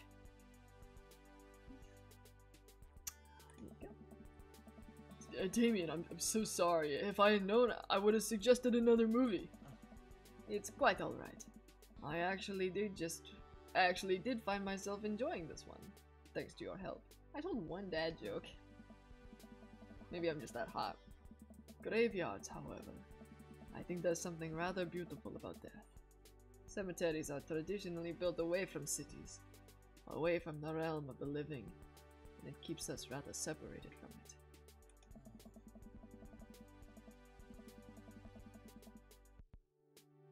I keep dates in mine. Keep dates in my date pouch.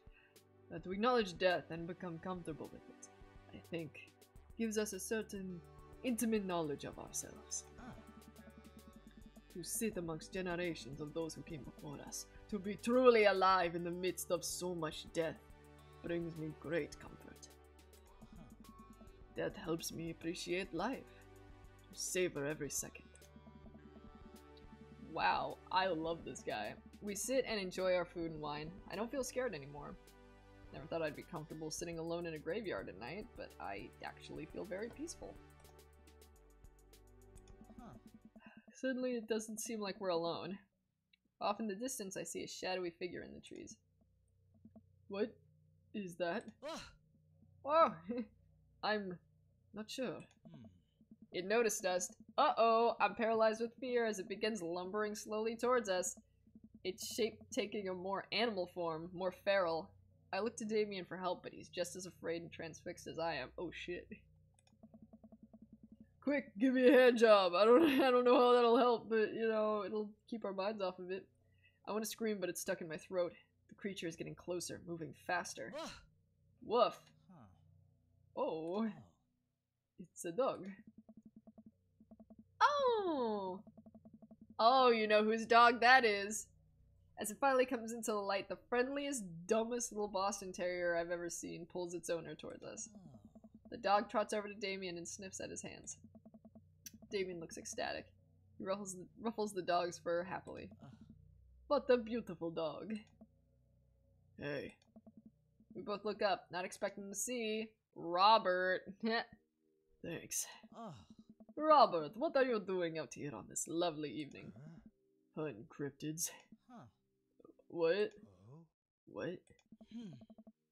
I didn't know you had a dog. It's so cute. I love it. This isn't my dog. It is. Fuck you. I've been on your route. I found her wandering in the street. I put a leash on her, and now we're walking around the graveyard together. Hunting cryptids. Damien and I share a look. May I give her a treat? Sure. Wouldn't give her cheese, though. Not to worry. Damien reaches into the depths of his cloak and procures a small dog treat. Maybe he has just a sack on his back, you know? What else is he keeping in there, right? Jesus. Threesome at the graveyard. Nothing gets me hard like dead people. The dog laps up the treat and crunches away, tail wagging furiously. Damien continues to smooth down her fur. Oh, thanks. My absolute pleasure. Damien shakes the dog's paw. Lovely to meet you, my friend. May our paths cross again. Robert and his dog disappear into the darkness again. Damien stares after them. Oh. I didn't know you liked dogs. Victorians love dogs, actually. Most Victorian women of high fashion would always be accompanied by a small dog, such as a terrier or a Maltese. I think big dogs are nice too. Yeah, man, dogs are cool.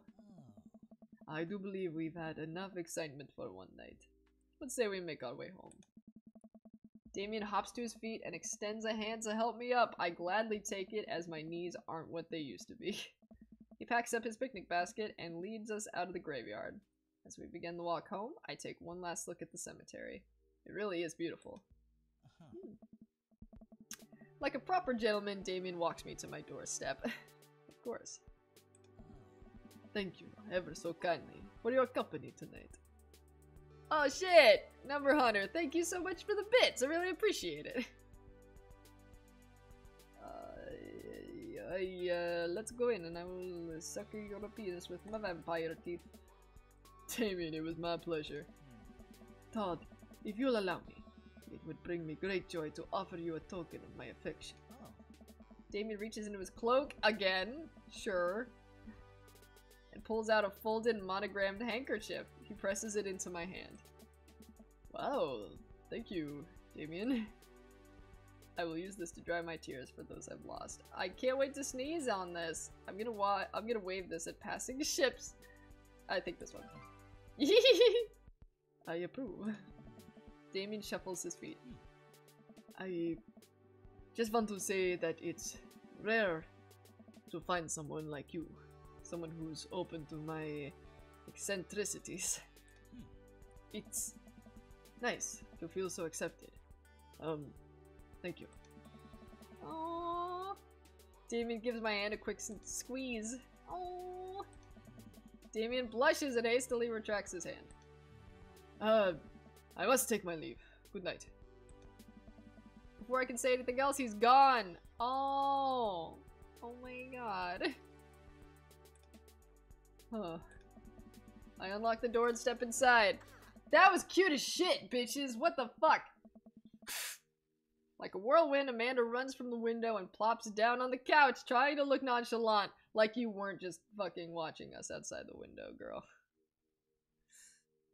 Yeah, his cloak is a bag of holding. Plus 10 girth. Yeah, we need that. Like a yeah. Hey, Dad, what's up? Were you watching me from the window? No, I was just okay, yes. How's the movie? Lots of vampire titties. Told you. But as it turns out, Damien is scared. Wait, Amanda doesn't need to know that. I'll keep it between me and Damien. Oh, scary cool. Yep, he's so cool it's scary. Nice save, Todd. Did you know that graveyards used to be a place to throw parties? I think I'm misremembering that. Wow, that's pretty punk. Also, we saw a dog. Definitely thought it was a werewolf for a minute, though. How can you be so sure it wasn't a werewolf? How can you be so sure I'm not a werewolf? And how can I be so sure you're not a werewolf? Amanda's eyes narrow.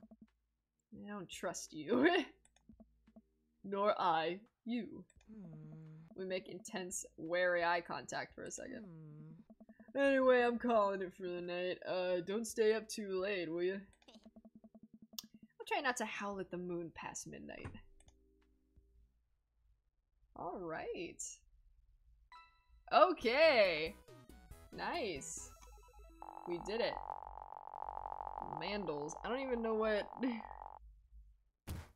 sensing a romance between us. Fuck, dude. We S-ranked that shit. Chemical romance. My Chemical Romance. How many references are we gonna make to My Chemical Romance? Oh my god. 3 is campy. 4 is too much. Holy shit. That we S-ranked that bitch. Oh my god. Yeah, we A-ranked the last one, S-ranked this one. Oh my god. We'll see if we can finish this tonight, guys. I mean, just Damien. We can finish Damien, you know what I'm saying? Well, it's been a long day. I'm just about ready to pack it in. After a few bites of ice cream from the freezer, I turn off all the lights and walk down the hall to my room. Oh. I remember this. I wonder if Amanda's still awake. That kid needs some sleep. As I pass her room, I can hear a faint sound, but I can't quite make out what it is. I get a little closer. Is she crying? I knock gently on the door. Hey, Amanda? The crying immediately stops. Not right now. Her voice sounds strained. She sniffles. I need to make sure she's okay. I open the door. Oh. In the dark, I can see Amanda's outline in the middle of her bed, knees hugged up against her body. Is everything okay? I don't want to talk about it. Did something happen? Leave her alone.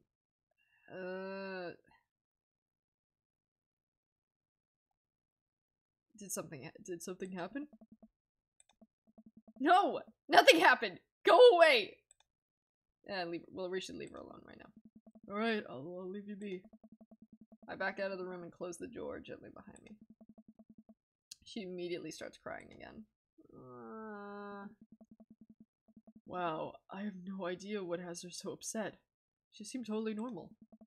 I feel awful just leaving her to cry, but I also get the feeling that if I tried to do anything else, it would have only made her more upset. I can't stop mentally cycling through all sorts of awful things she could be dealing with right now. More than anything, I just want her to be happy and safe. I have a hard time falling asleep. When I finally do, I'm still thinking about Amanda.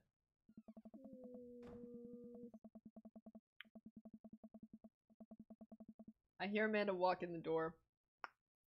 See, this is so sad, even to me, who's experienced it maybe like 3 times now, because I did Joseph, then Robert, now I'm on Craig, and now I'm on Damien, so... I hear Amanda walk in the door. Instead of heading for the kitchen like she usually does, I hear her make a beeline for her room. She's clearly trying to avoid me. Hey, Pumpkin? What? Can you come here for a sec? There's a moment of silence. Yeah. Oh no. Amanda sits down at the table across from me. So, I want to talk about what happened the other night. Oh. Amanda looks away. What has you so upset? What's going on? I told you I don't want to talk about it. Well, you've been giving me an attitude lately, and I'd like to know why. It's none of your business. What happened? Is it something I did? No, Dad! Can't you just drop it? Amanda, please talk to me. I feel like you're drifting away from me. I don't have to tell you everything. I'm an adult now. You should treat me like one. Amanda, I'm only pressing this because I care about you and I want you to be okay. If you're not gonna tell me, then fine. No matter how much you don't want me to care about your health and well-being, I'm gonna do it anyway. I'm your dad. It's my job. That's all. If you ever decide you want to talk about it, I'm always here for you. I reach out and squeeze her hand. Always. Oh no. Okay. Amanda gets up. I'm gonna go now. Alright. I watch Amanda go into her room and close the door. Welcome. You've got dads. Okay. Let's go, guys. One more. Hold on. I want to save. Okay. Let's do it. Good tire pressure is essential to optimal mileage. Everyone's sad. Ever since we had that picnic in the graveyard, Damien and I have been spending a lot of time together. We go on nighttime strolls pretty regularly. Really? That's so cute. He was so impressed with the first letter I wrote him that he insisted we only communicate by post instead of through Dadbook.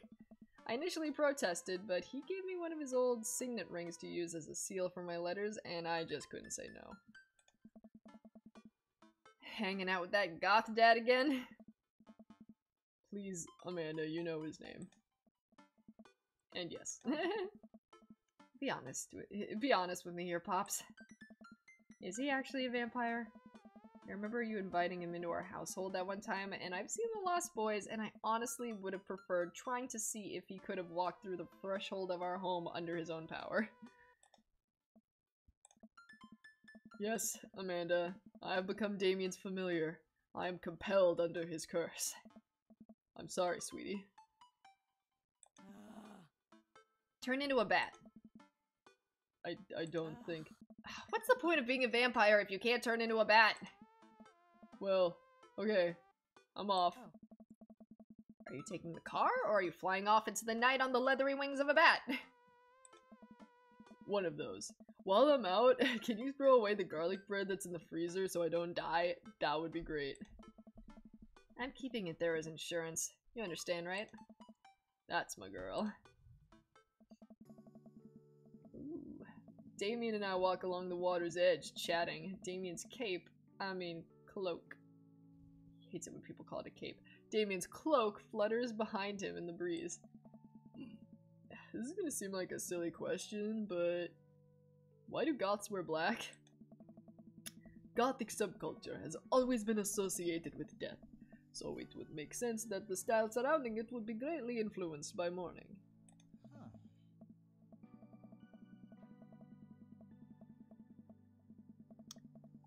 Wait, usually you're able to talk it out with Amanda? That's odd. I think it's because, before, when she apologizes, instead of apologizing like I normally did, I said, well, good, I'm glad you apologized. So I think that might have influenced it, you know? I've been doing the same playthrough over and over again by being a good person, so I thought I would change things up and see how it affects the plot. And plus I've seen all that shit anyway, you know, I'm sure I'll do it in another route for people who haven't seen it. But for me, you know, I'm bored with it. Yes, okay. Interestingly enough, though, was that in the Victorian era, Queen Victoria herself mourned the death of her late husband for 10 whole years, wearing black for the rest of her life. If that's not goth, I don't know what is. I have another question. Go ahead. How are you so comfortable with death? You mentioned it in the graveyard that it helps you appreciate your life? Or something? I've experienced several losses over the course of my life, and I truly believe the only manageable way to cope with it is to accept that death is simply a part of living. It's the single universal truth for every human who has ever lived. I am going to die. You are going to die. And life carries on without us. Doesn't that make you feel scared? Not at all. Without the advances of modern science, death was everywhere in the Victorian era, and yet funerals were major social functions.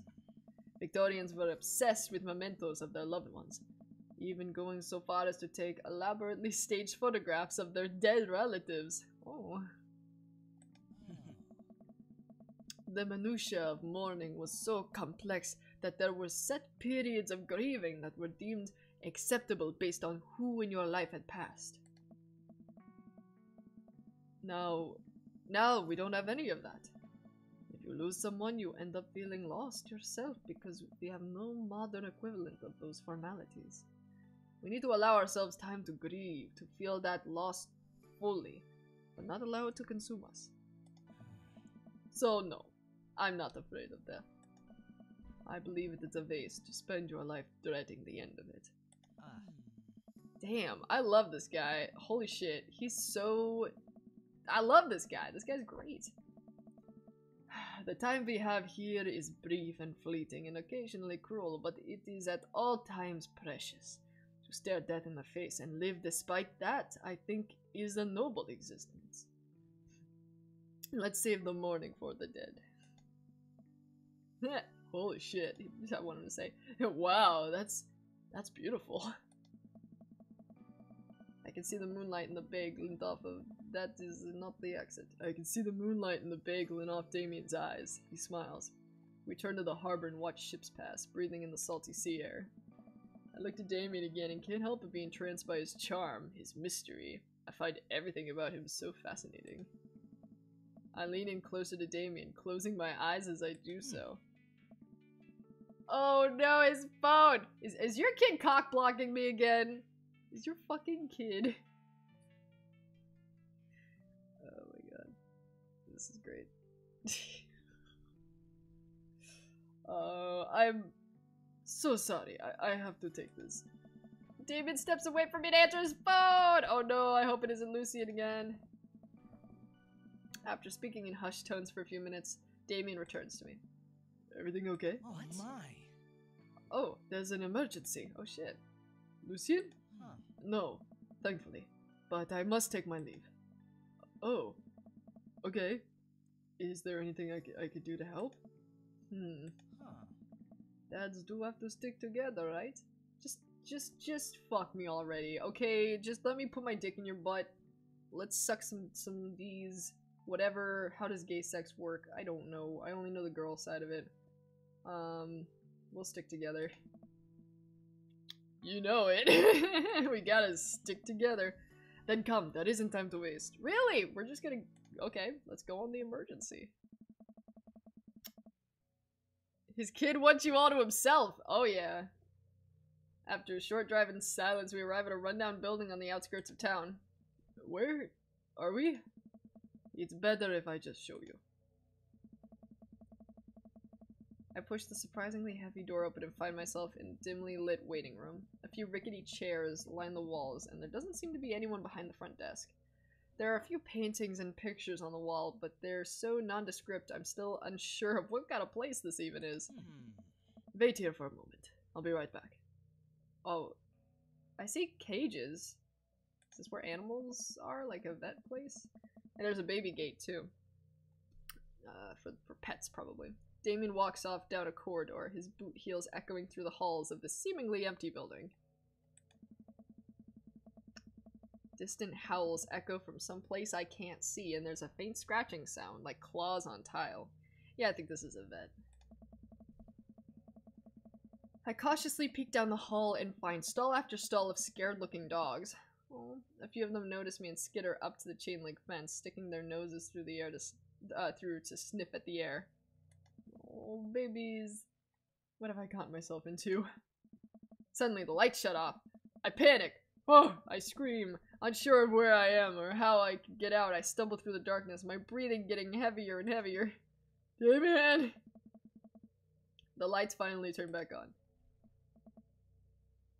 Oh, what is Mary doing here? Hey, sailor. Mary, what are you doing here? You aren't here for the fight club. I don't want to get punched in the face. Great, because this is an animal shelter. What? We take care of stray animals, and then people adopt the stray animals. Didn't you see the pets when you walked in? Oh, sorry, I didn't really expect to see you volunteering at an animal shelter. Wow. Okay, kid, way to put me in a box. Dames, you hear this baloney. Dames, as in Damien. Just one moment. One moment. Thunder cracks and a door bursts open. Appearing from the shadows, I see...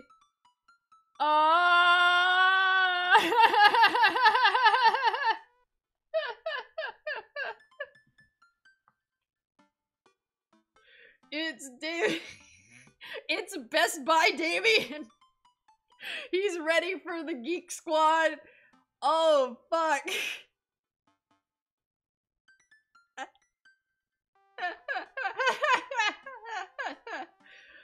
I wasn't expecting this.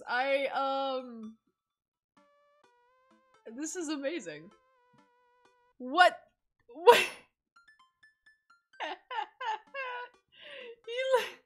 With his complexion and his hair and his glasses, he looks like if Voldemort was born in you know, recent times.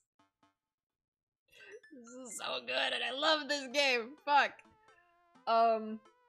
See, this is why discussing our jobs is important, because then we would have known this.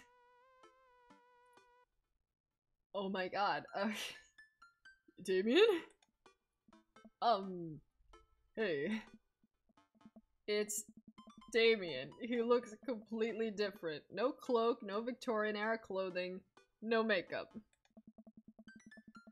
If Voldemort was handsome, excuse me, have you seen Teenage Voldemort? Alright, Tom Riddle was absolutely getting laid. Can you imagine if you were at Hogwarts and you had to be like, I had sex with Voldemort in high school.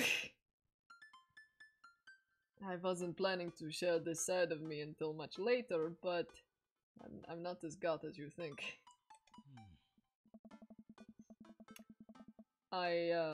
I'm a systems administrator for the ID department of a realty company.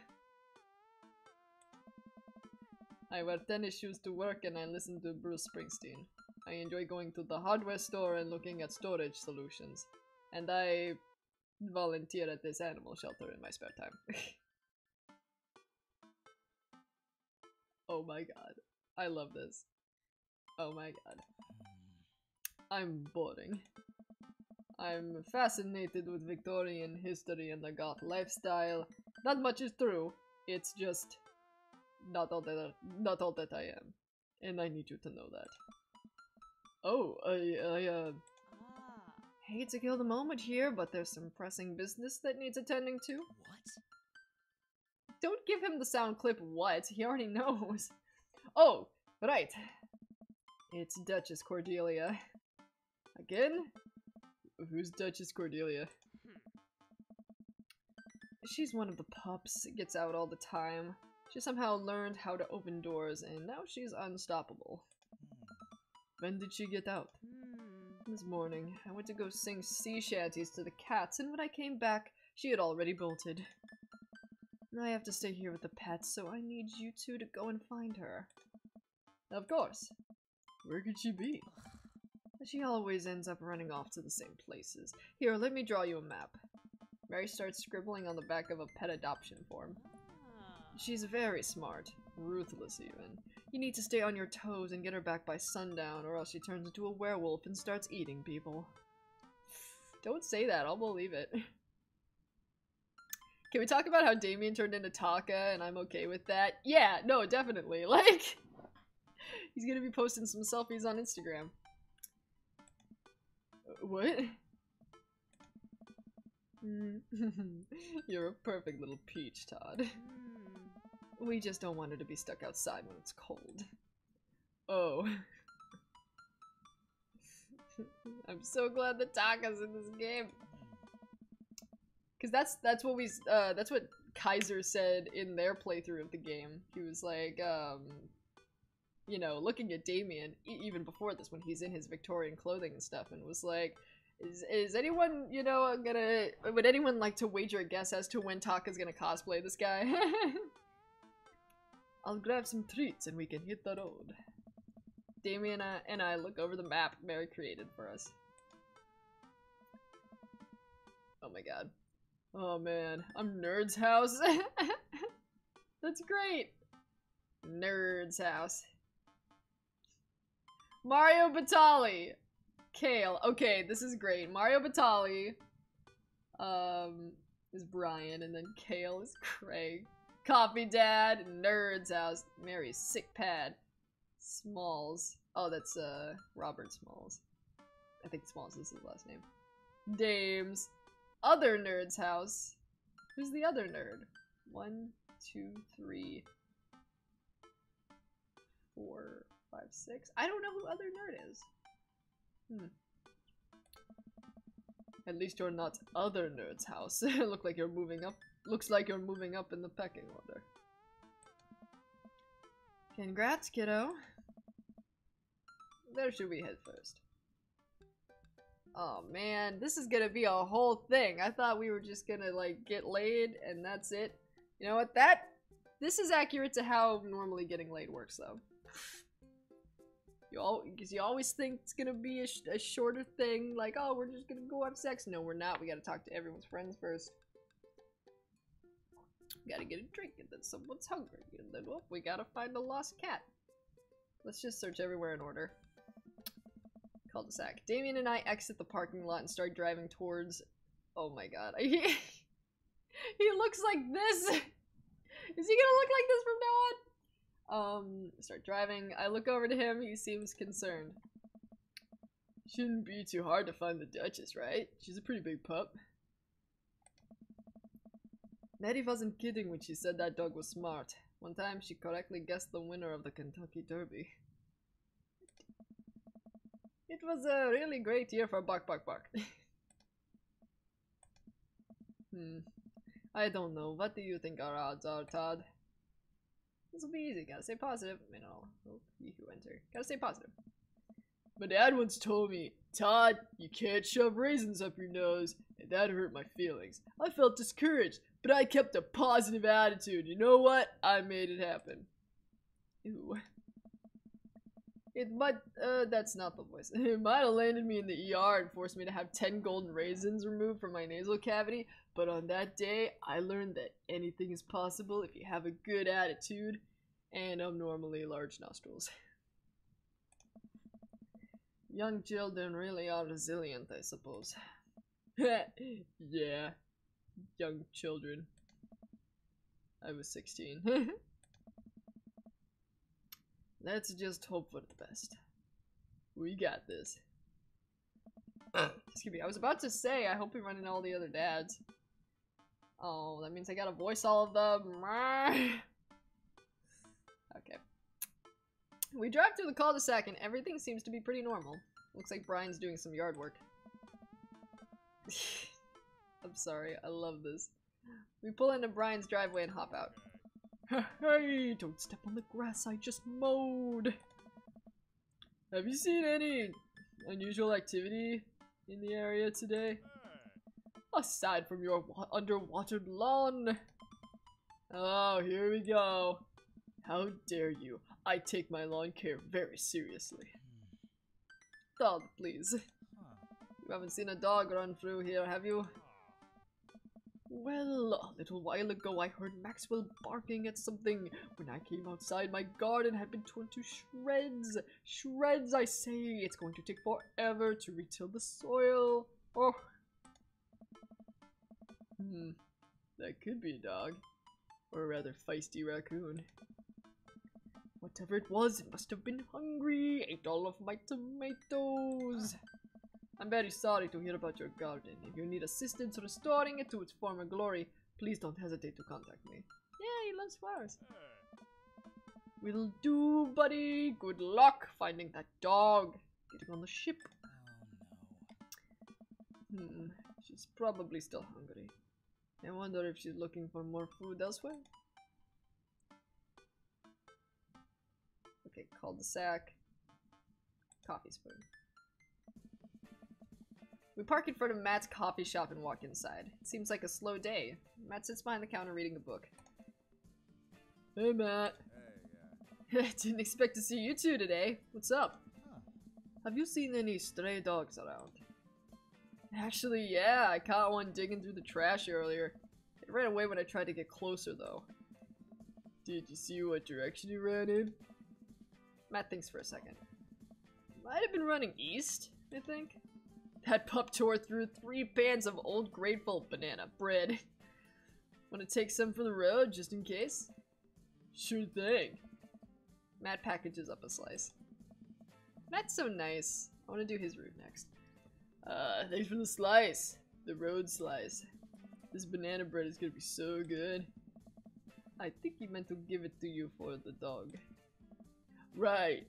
I meant it's gonna be so good for the dog to eat. I feel like we're on the right track. You think? If we keep this up, we'll find the Duchess in no time. Hey, if you like dogs so much, why don't you have any? Lucian is severely allergic. I wouldn't put him through that. But there are still dogs in my life, so for that I'm grateful. There's about to be one more dog in your life, buddy. Splendid attitude. Let us not waste any more time. Were we talking about me? I'm the dog. Todd is the dog. Verily. Softball field. We drive to the softball field. Looks like Craig's team is practicing. I wonder if any of the kids saw something. I need a gender bent version of this game, right? Like, I really love this, and I really appreciate it that this is like a male-centric game where you get to date dads. That's so cool. because dating sims are normally focused around women. That being said, I would fucking love... What would the... I'm trying to... Dream Daddy. It's 2 Ds, right? So something mommy. M's starting with it. But it's more creepy if it's mommy, I think. I don't know why. Whatever the case, yes, please give me a reverse of this. Craig spots us and jogs over. Softball bat slung over his shoulder. Hey bros, what's up? Craig, you wouldn't have happened to see a dog around here, have you? One escaped from the animal shelter and we're trying to locate her. I don't think so. Maybe one of the girls saw something. Girls! Hey. Hi, Amanda's dad. Hi, Lucian's dad. We have names. Girls, have you seen any dogs around? There was a big dog here earlier. She ran off a while ago, though. I don't think she had an owner, but it really wanted to play. We tried to play fetch with her, but she just took the softball and ran. I think she ate it, actually. She was a lot of dog. Here, take another softball. Might come in handy later. Oh, great. I can't wait to eat this softball on the road. I really want banana bread now. Like, really good banana bread. Many thanks, Craig. Almost there. I'm pretty sure it's gonna be at the last location, because, like, we arrived back at the Bayside. Just like old times, huh? I remember it as if it were yesterday. I mean, earlier today. So, what do you think? Any sign of the pooch? None yet. Although who knows if she made it onto any of these ships. Ships? Oh, Brian would love to go on the ship. The Duchess would do that? I wouldn't put it past her. I wouldn't put it past her to know how to navigate in rough seas and without a compass. Very smart. Pops? Damien and I turned to see my daughter. Amanda! What are you doing here? Did you think I just stayed inside all day, vegging out on the couch and watching TV? Oh, sorry. What are you doing? I'm heading home to go veg out on the couch and watch TV. Had to get a burrito first. Young miss, have you seen a dog around here? Oh, you bet! I saw a Pomeranian with a bow around its neck. I saw a big old Doberman named Henry. There was a stroller full of Yorkies. A Greyhound, Golden Retriever. Did you see a Mastiff anywhere? No dice. I would definitely have remembered that. I gotta run though. This burrito has about 10 minutes before the cheese breaks through the molecular structure of the tortilla and makes it all soggy. You understand. I do. Of course. Have a lovely evening, Miss Snap. Matt said the Duchess went east from the coffee spoon, but there's no sign of her here. I suppose we need to go not so east? I fear that the hours are growing short. We must make haste if we're going to find the Duchess by sundown. It says Damien's looking more stressed, but he does not look stressed right now. I gotta think of something to lighten the mood. What kind of dog does a vampire have? Knock knock. How many goths? What kind of dog does a vampire have? I would imagine it would be unwise for a vampire to take up the company of a smaller mammal for the means of companionship. It would be too tempting to a bloodhound. I was gonna say a bloodhound, Damien. No! Why did you like my joke? Oh, yes. Damn. It's okay, we're gonna fuck anyway. I keep reading Damien directions from the map as we drive around town. I think this is it. Penguins! I love penguins.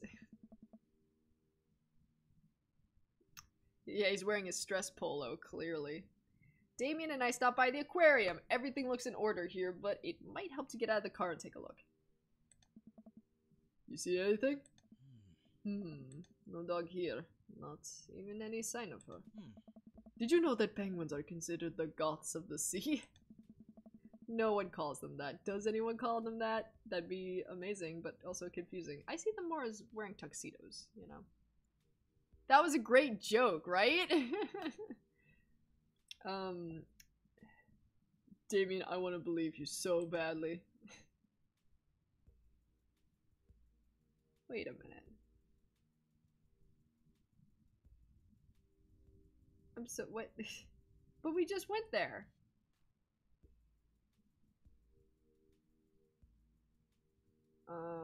Someone say not so east. West. Go back to the coffee spoon.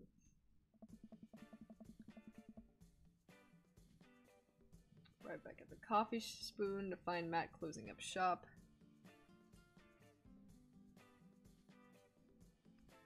I feel like this. Hopefully I'm not gonna get this wrong. We arrive back at the coffee spoon to find Matt closing up shop. Any luck on finding that dog? Unfortunately, no. We're still searching though. We're gonna find him. I'll give you guys a call if I see anything. Thanks, Matt. Shit.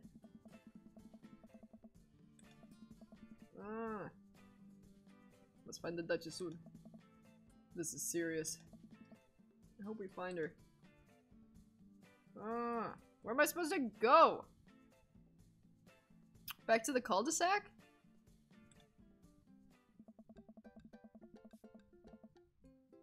We arrive at the cul-de-sac to find everything looking normal except... Uh-oh, Hugo's front door is wide open. She can open doors.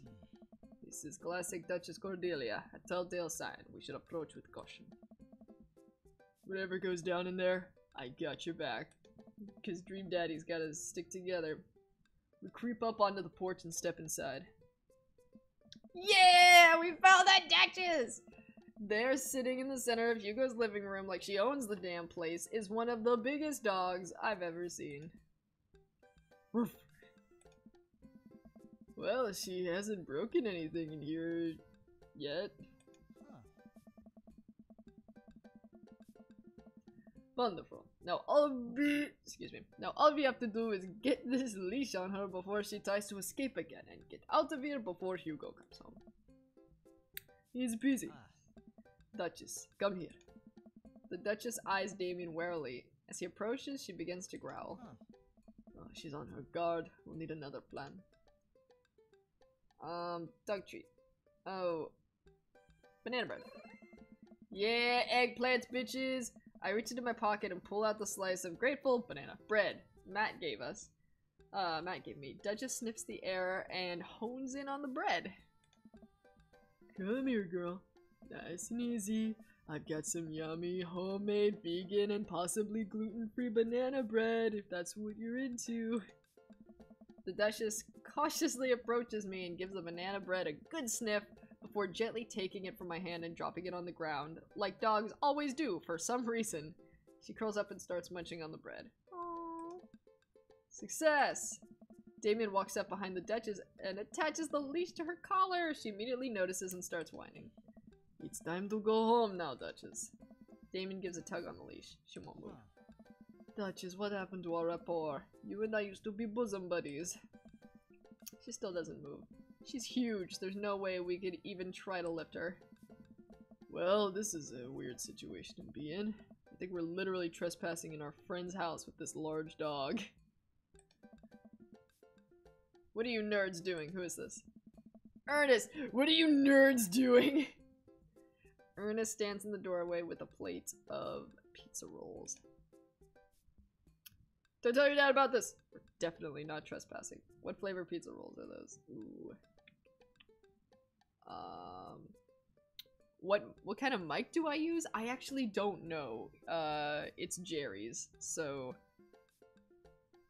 I have no idea, honestly. I think they discontinued this mic, so, you know, can't get it anymore. I don't know which choice to add about this. What kind of pizza rolls are this? Pepperoni blast? Nice. It's funny because, like, Todd's voice naturally sounds like it would come out of Ernest, so I'm basically just giving them the same voice because it fits. Hey, what's up? Ernest is a little jerkier though.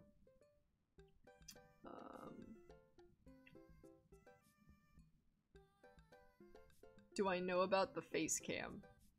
Is there a face cam in this game? Are you talking about my webcam? Because yes, I do know about it, because I set it up. What was I doing? Oh, the Duchess notices Ernest and starts pulling against the leash. Why is this dog in my house? It's a long... The Duchess suddenly breaks free from Damien's grip and hurtles towards Ernest. Oh! Oh! Ah! Ernest and the Duchess fall to the ground. Pizza rolls fly everywhere. Oh shit, it's the pizza rolls. This is bad. Oh, what cam it is? I don't know. It's I know it's a Logitech, but it's like small and black and it's got blue around it. Ernest, are you okay? Ernest feeds the Duchess a pizza roll. Hey, she likes pizza rolls. Ernest sits up, but the dog keeps licking his face. Oh, Ernest is so happy. Oh, hey. Hugo stands at the door, looking like he's at a loss for words. Sweet Manchego. What are you guys? Whose dog is this? It's a long story, but it involves a large dog who knows how to open doors. Burf. Hugo, may I present to you Duchess Cordelia? How do you do? Barf! We're friends! Oh my god, I've never seen Ernest's sprite actually happy. It's so cute. The Duchess licks at Ernest's face. She's from the local animal shelter. She got out and we've been chasing her around town. Your house was her final stop. Dad, can we keep her? I don't know. Oh, Ernest, I don't know if we're set up to take care of her. Wait, did you just call me Dad? Oh. Oh. Come on, please. Look how cute she is. Hugo sighs. Oh. We had been talking about adopting a dog for a while. But you have to promise me you'll take care of her. Yeah, I'll give her all the pizza rolls her little heart desires. Aww. I suddenly remember what's on the back of this map and pull out a pen. Pull a pen out of my pocket. Out of my dad's sack on my back. The date sack. Got the forms ready for you if you're interested. I'll even waive the adoption fee since, you know, we technically broke into your household. Ah. Well, alright, it's a deal. Ah, Hugo steps onto the porch with us and signs the form while Ernest plays with the Duchess inside. He sure seems to be happy with his new friend. Ah. I know! He called me Dad! Can you believe it? Damien places a hand on Hugo's shoulder. Aww. I certainly can. I think this will be really good for Ernest. It should teach him some responsibility. You should probably look into getting better locks on your doors, though. Right? Like, if a dog can break in that easily, I feel like a human could have no issue with this. This is so cute. Oh my god. The Duchess is a wily one, but do right by her and she'll love you too forever. But also, yeah, that dog's gonna open all your doors. Thank you. And long story short, the Duchess now lives in a happy home, and neither of us were charged for breaking and entering. So all in all, I think it was a fine day's work. Nice work, you two. Todd, you could be a valuable asset to our team of volunteers, you know. If you ever feel like petting some puppies, hit me up. Cause, like, Todd doesn't have a job. What are you doing with your days that you can't volunteer at this fucking place? Mary, I always feel like petting puppies. Good to know. Well, I'll catch you fellas later. Mary starts to leave. And one last thing. Damien's been telling me about you. Glad he finally brought you around. Oh, yeah. Damien's my special boy. I love him.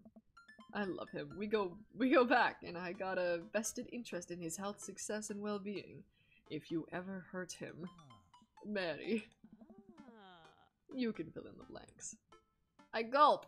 Oh shit. Well, Mary threatened me. That's fine. Yes, ma'am. Bye. Mary leaves me alone with Damien. So, about the whole goth thing. I completely understand if you aren't interested in me anymore. What? Are you fucking kidding me, man? Am I missing something here? I'm not a cool goth prince. I'm boring. I own 5 pairs of tennis shoes. I wear dumb glasses. Don't you care? Oh, I look so nervous. Damien, do you really think I only like you because of all the goth stuff? That's all cool. But the best thing about you is how passionate you are about the things you love. History, art, Victorian fashion, dogs, storage solutions. It doesn't matter what it is. You care. And that's awesome. And also the glasses are very cute. You don't think I'm boring? At all? If you're boring, then I don't know what that makes me. I spend too much time online shopping for flashlights. I get excited to mow my lawn on Saturdays. I get cranky about commercials being too loud. I've even been thinking about making my own peanut butter. Then maybe we can be boring together?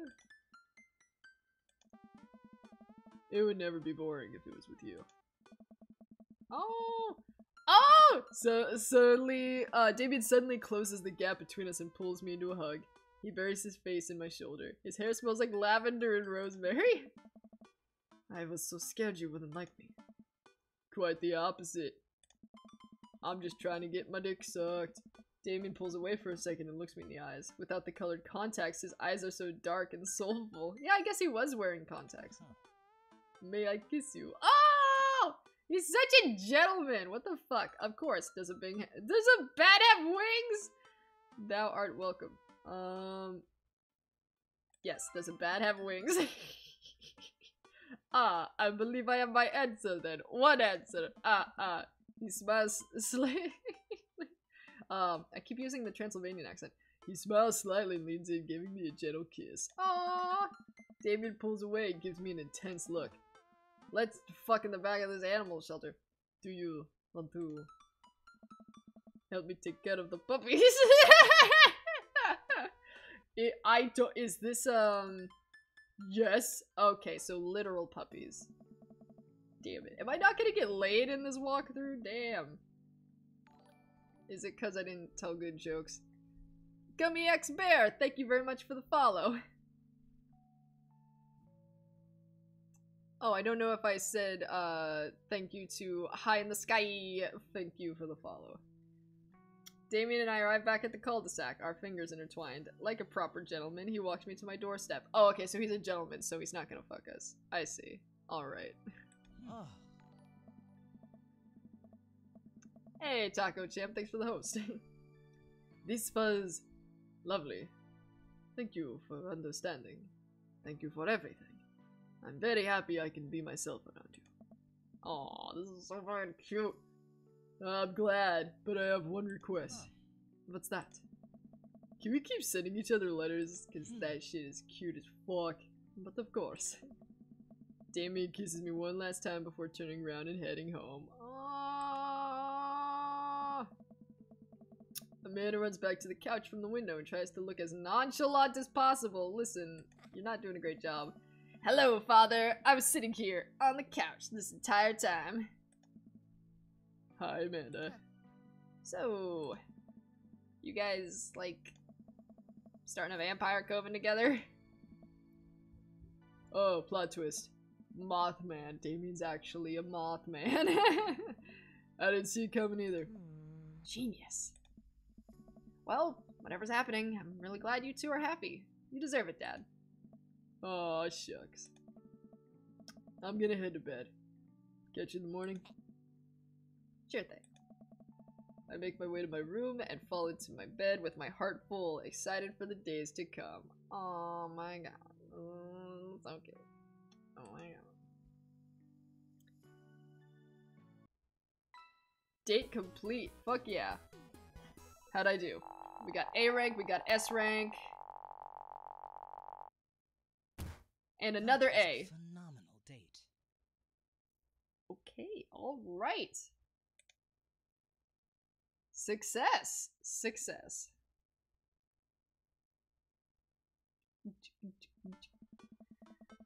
Oh shit. Whew, I think I have everything finally set up. Amanda should be here any minute now. I think that's her car in the driveway. Okay, gotta act natural. Be cool, Todd, be cool. Amanda walks through the door with a suspicious look on her face. Hey, Dad. Off to a good start. Something fishy? Rats. What? No, you asked too many questions. Sorry, sweetie, it's the feds. Sorry, sweetie, it's the feds. That life of crime is finally catching up to you. I tried to send him in a different direction, but even I'm no match for the power and funding of the US government. Aww. Well, if they think they're gonna take me alive, they got another thing coming. I'm kidding. You're right. I have a little surprise for you. Dad? Yeah, I can tell you're very bad at lying. Amanda, my dear, would you care to join me in the kitchen? Father, oh, okay. It's a typo. Father, it would befill my heart with glee. I lead Amanda over to the kitchen table where a present lies covered under a tablecloth. It's nothing special, but I wanted to get you a little something. You graduated high school last week, and I know you told me not to make a big deal about it, but, Aw, Dad, you... I wonder where we learned that flourish from fucking Damien. I dramatically whip the cloth off the table. Amanda's jaw drops. No way! I figure you probably won't be able to get cable in the dorm, so I thought it might be nice to take a piece of home with you. A DVD box set of Long Haul Paranormal Ice Road Ghost Truckers! This is all 19 seasons! That must have been so expensive. And bonus material, including commentary with actual ghosts featured on the show. Dad, I love this. Thank you. She gives me a big hug. I'm glad you like it. Hey, you wanna hang out with me in the backyard for a bit? Toss the old pigskin or something? That's a sports term, right? I don't know these things. Totally. I follow Amanda to the back door. It does seem a little hollow that we're not talking things out with her, but oh well. Hey, there's Damien and his fucking shit. You told me not to make a big deal, but you seem to have forgotten that my entire mission in life is to make a big deal out of your accomplishments. So consider this your graduation party. Surprise! Dad, everyone's here! All of your friends! Well, yeah, everyone wanted to come and support you. Is that a mac and cheese bar? Sure is. Fully customizable down to the type of mac. And there's an ice cream cake. The good kind with the crunchies in the middle. That is the best. I fucking love ice cream cake.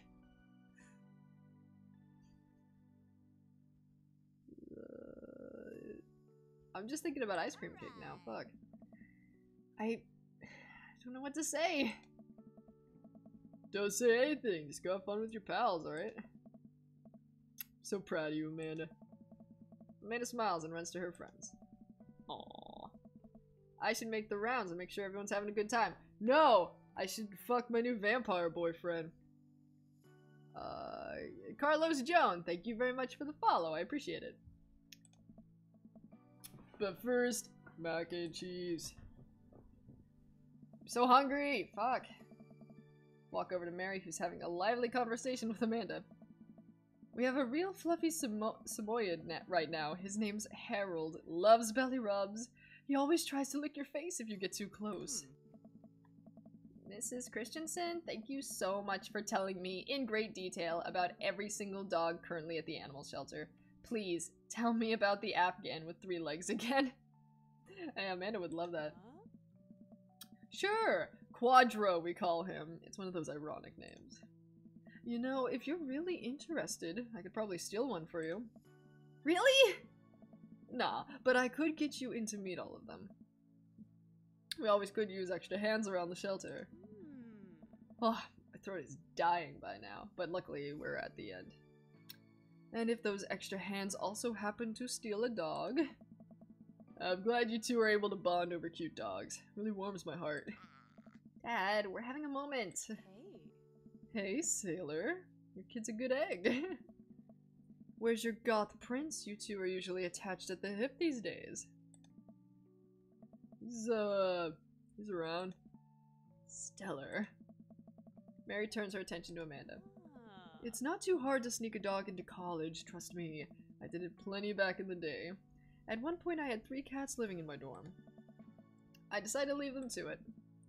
All of a sudden a huge dog leaps up into my arms. Yeah, Princess Duchess, what the fuck? Duchess! Hugo and Ernest run up to me. The Duchess gives my face a few broad licks and hops down. We're working on that. Got her in a disciplinary class. She's a wild spirit who runs where she may. I don't mind at all. Looks like the 3 of you are getting along nicely. She's a valuable addition to the clan. If I hold up my homework in front of her, she'll eat it. Cool. We'll deal with that later. Duchess Cordelia spots a squirrel and darts across the yard. Ernest follows her, laughing. Oh. He's actually been a lot more manageable lately. I think taking care of the dog is good for him. Thanks for breaking into my house, I guess. Anytime. Todd! Brian, you made it! Ha! I don't pass up on good Mac. What do you think of the party? It's not bad. Cheese, I love cheese. Oh, just not bad. Yeah, it's not bad. Don't let him bait you, don't let him bait you. Thank you for the lovely compliment. Daisy trots up. Hi! Hi, I'm Daisy! Hi, Amanda's dad. Hey, Brian's daughter. See how that feels? This is a really great party. Thanks so much for inviting us. You're very welcome, tiny child who knows how to pay a compliment. Brian and I lock eyes. This isn't over. We're gonna settle this in bed. Hey, bro! Bro! This is a real rager taking our older age into consideration. I'm trying to be in bed at a reasonable hour tonight. Don't let me get too wild. Don't worry, dude. I'll keep an eye on your fruit punch intake. You know, I'm really glad we're bros again. Me too, dude. Briar and Hazel peek out behind Craig. Hi, little ones. Hello. Hiya. Thank you for all that ice cream cake. Wait, girls, how much of that did you eat? Briar ate 4 pieces. Ask any witnesses. No, I didn't. Hazel ate 4 pieces, and what's dependent on me because we look alike? I have your face. Nobody will ever believe you. Oh, boy. I'll let you guys figure this out. Good seeing you, Craig. Let's hang soon, yeah? Bro. Totally. Bro! Ugh. Tell Amanda congrats for us. We can't, apparently. We're leaving. Oh, fuck you, Joseph. Looks like you've settled into this neighborhood quite nicely. I hate you, Joseph. Go away. Well, I'm glad. Hopefully we'll see you at more church events. We got a big schedule planned for the rest of the year. I hate you. I hate church. I hate your stupid shirt and your sweater and your stupid pants. Go and die on your boat. And maybe if you aren't doing anything later, we could hang out sometime. I'd literally rather die. Well, see you later. Hugo comes up with a plate of mac and cheese. The perfect cheddar to mac ratio. Beautiful work, Todd. Thanks, Hugo. You know, I'm really pleased to see Amanda going to her dream school. I'm glad she turned it around for finals. Me too. That scholarship money will really help. Oh my god, that was like a zoom by. Amanda walks by and pretends not to see Hugo. Amanda, come say hi to your old teacher. Hey. Congratulations on graduating. I know you're gonna do great things at art school. Pew pew! So cute. Yeah, thanks. Amanda starts to back away. Wait, I just realized you're not my teacher anymore, so I don't have to be afraid of talking to you. You no longer hold power over me. Droid Daniel, thank you so much for the follow. You're right. Go forth, adult. I can no longer give you detention. Yeah, I'm gonna break anything I want. There's nothing you can do about it. Are you still mad about that time I gave you detention for breaking my globe? Nope. Oh. And I'll have you know that that globe didn't even fit through the basketball hoop in the first place, so... she'll fit into college just fine. Hey. Hey. Robert gestures vaguely to the snack table. Good stuff. Yup. See you later. Yeah, hey, hey, man. Matt! Let me know when Amanda leaves for college. I'll have a fresh batch of the talking banana breads ready for her. Thank you. I know she'll love that. Hey, Amanda's dad. I turn to spot Lucian walking up to me. Oh. Alright, so are you like fucking my dad or... Yes, Lucian? Thanks for inviting me to your party. Anytime, bud. I know we had a rocky start, but I'm glad to know you. I hope you know how much your dad cares about you. Yeah. My dad's had a rough couple years, and I know that it must not have been easy to raise me alone. He's kind of a weird guy, but I love him a lot. It seems like you make him happy. So, you're cool in my book. Mike's telling me to wrap up the stream, and it's like, we literally have like a minute.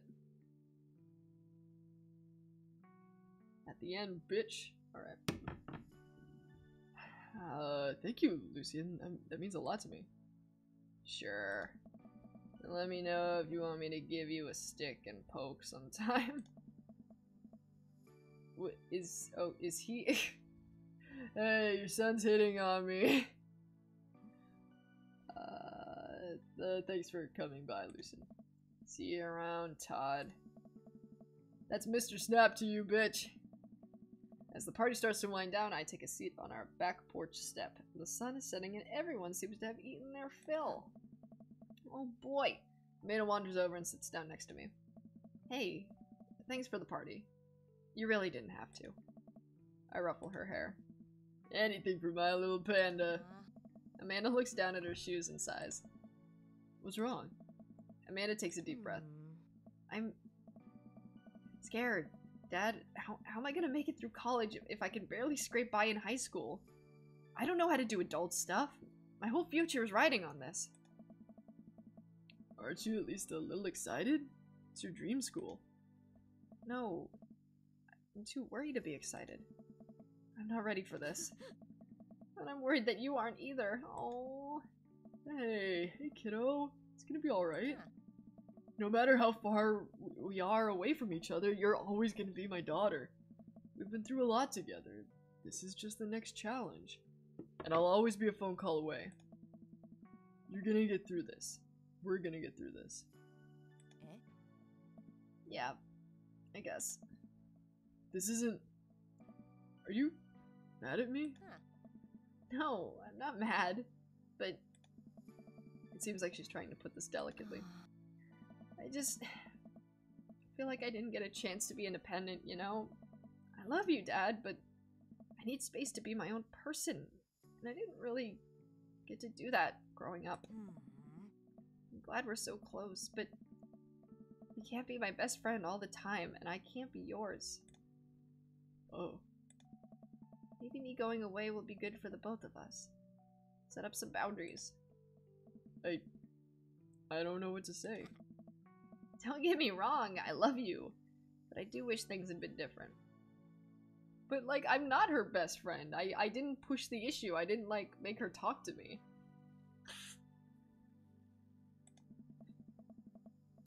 I guess I have a lot to think about now, huh? I guess. Amanda hops up.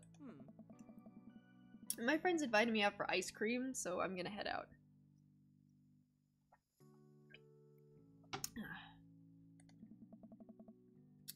She kisses me on the top of the head. See you later, Pops. I love you. World's okay as dad. Okay, so we got an achievement for not being a good dad. Wow, Amanda really dropped a bomb on me there. It's hard to process this all. I thought I was being the best parent I could, but apparently there's still a lot to learn. I look up to see Damien smiling at me. I take a seat next to Damien as the last guests make their way out of the party. Oh, did you know that in the Victorian era, they would call benches city boys? I think that's a lie. What? Really? I'm kidding, Todd. But what if? It's good to see you in your civvies again. Thank you. I had a revelation the other day, Todd, and I think it was largely due to your continued influence upon me. There was a version of myself that might have been embarrassed to show you my true form. My information technology form. But what you said about me, about how my passion was what you truly admired, that emboldened me to feel like myself, regardless of how I choose to dress and act. Instead of separate entities, they are simply different facets of myself. A three-dimensional human being with his own thoughts, wants, and needs. I love dressing the way that I do, but feeling constricted by what I thought was my own personal brand made me lose sight of why I did this in the first place. To make myself happy. I place my hand on Damien's and feel a light squeeze. What up? Look it up. I'm greeted by Damien's warm smile. I'm trying to be more comfortable with who I am, rather than dwelling on who I could be to other people. Can't stop smiling. I'm so proud of him. Oh, shit boy. Damien, I'm so happy you've realized that you can be a dog-loving goth. Me too, Todd. Me too. I feel myself inching closer and closer to Damien. Yeah, I go to brush a lock of hair out of his face and am shocked at how soft it is. How is your hair so soft? Dog shampoo. Okay, that's weird. You know what? Let's just bang and forget that. I keep running my hands through his hair as he leans closer to me, placing a hand on the side of my face. He strokes my cheek with his thumb. You know, public displays of affection were considered scandalous in the Victorian era. Damien pulls me in for a kiss. But I think I can make an exception for you. Aww. That's so cute. Is that it? Oh, fuck. That's it, guys. That's so cute. You know, I'm not gonna lie, most of the dating things I was like, yeah, when are we fucking? But like, I like the gentleman kind of approach that Damien has, where it's like, it means more, because it's cuter. Oh my god. There he is in the fucking... There's our fucking picnic. That was cute.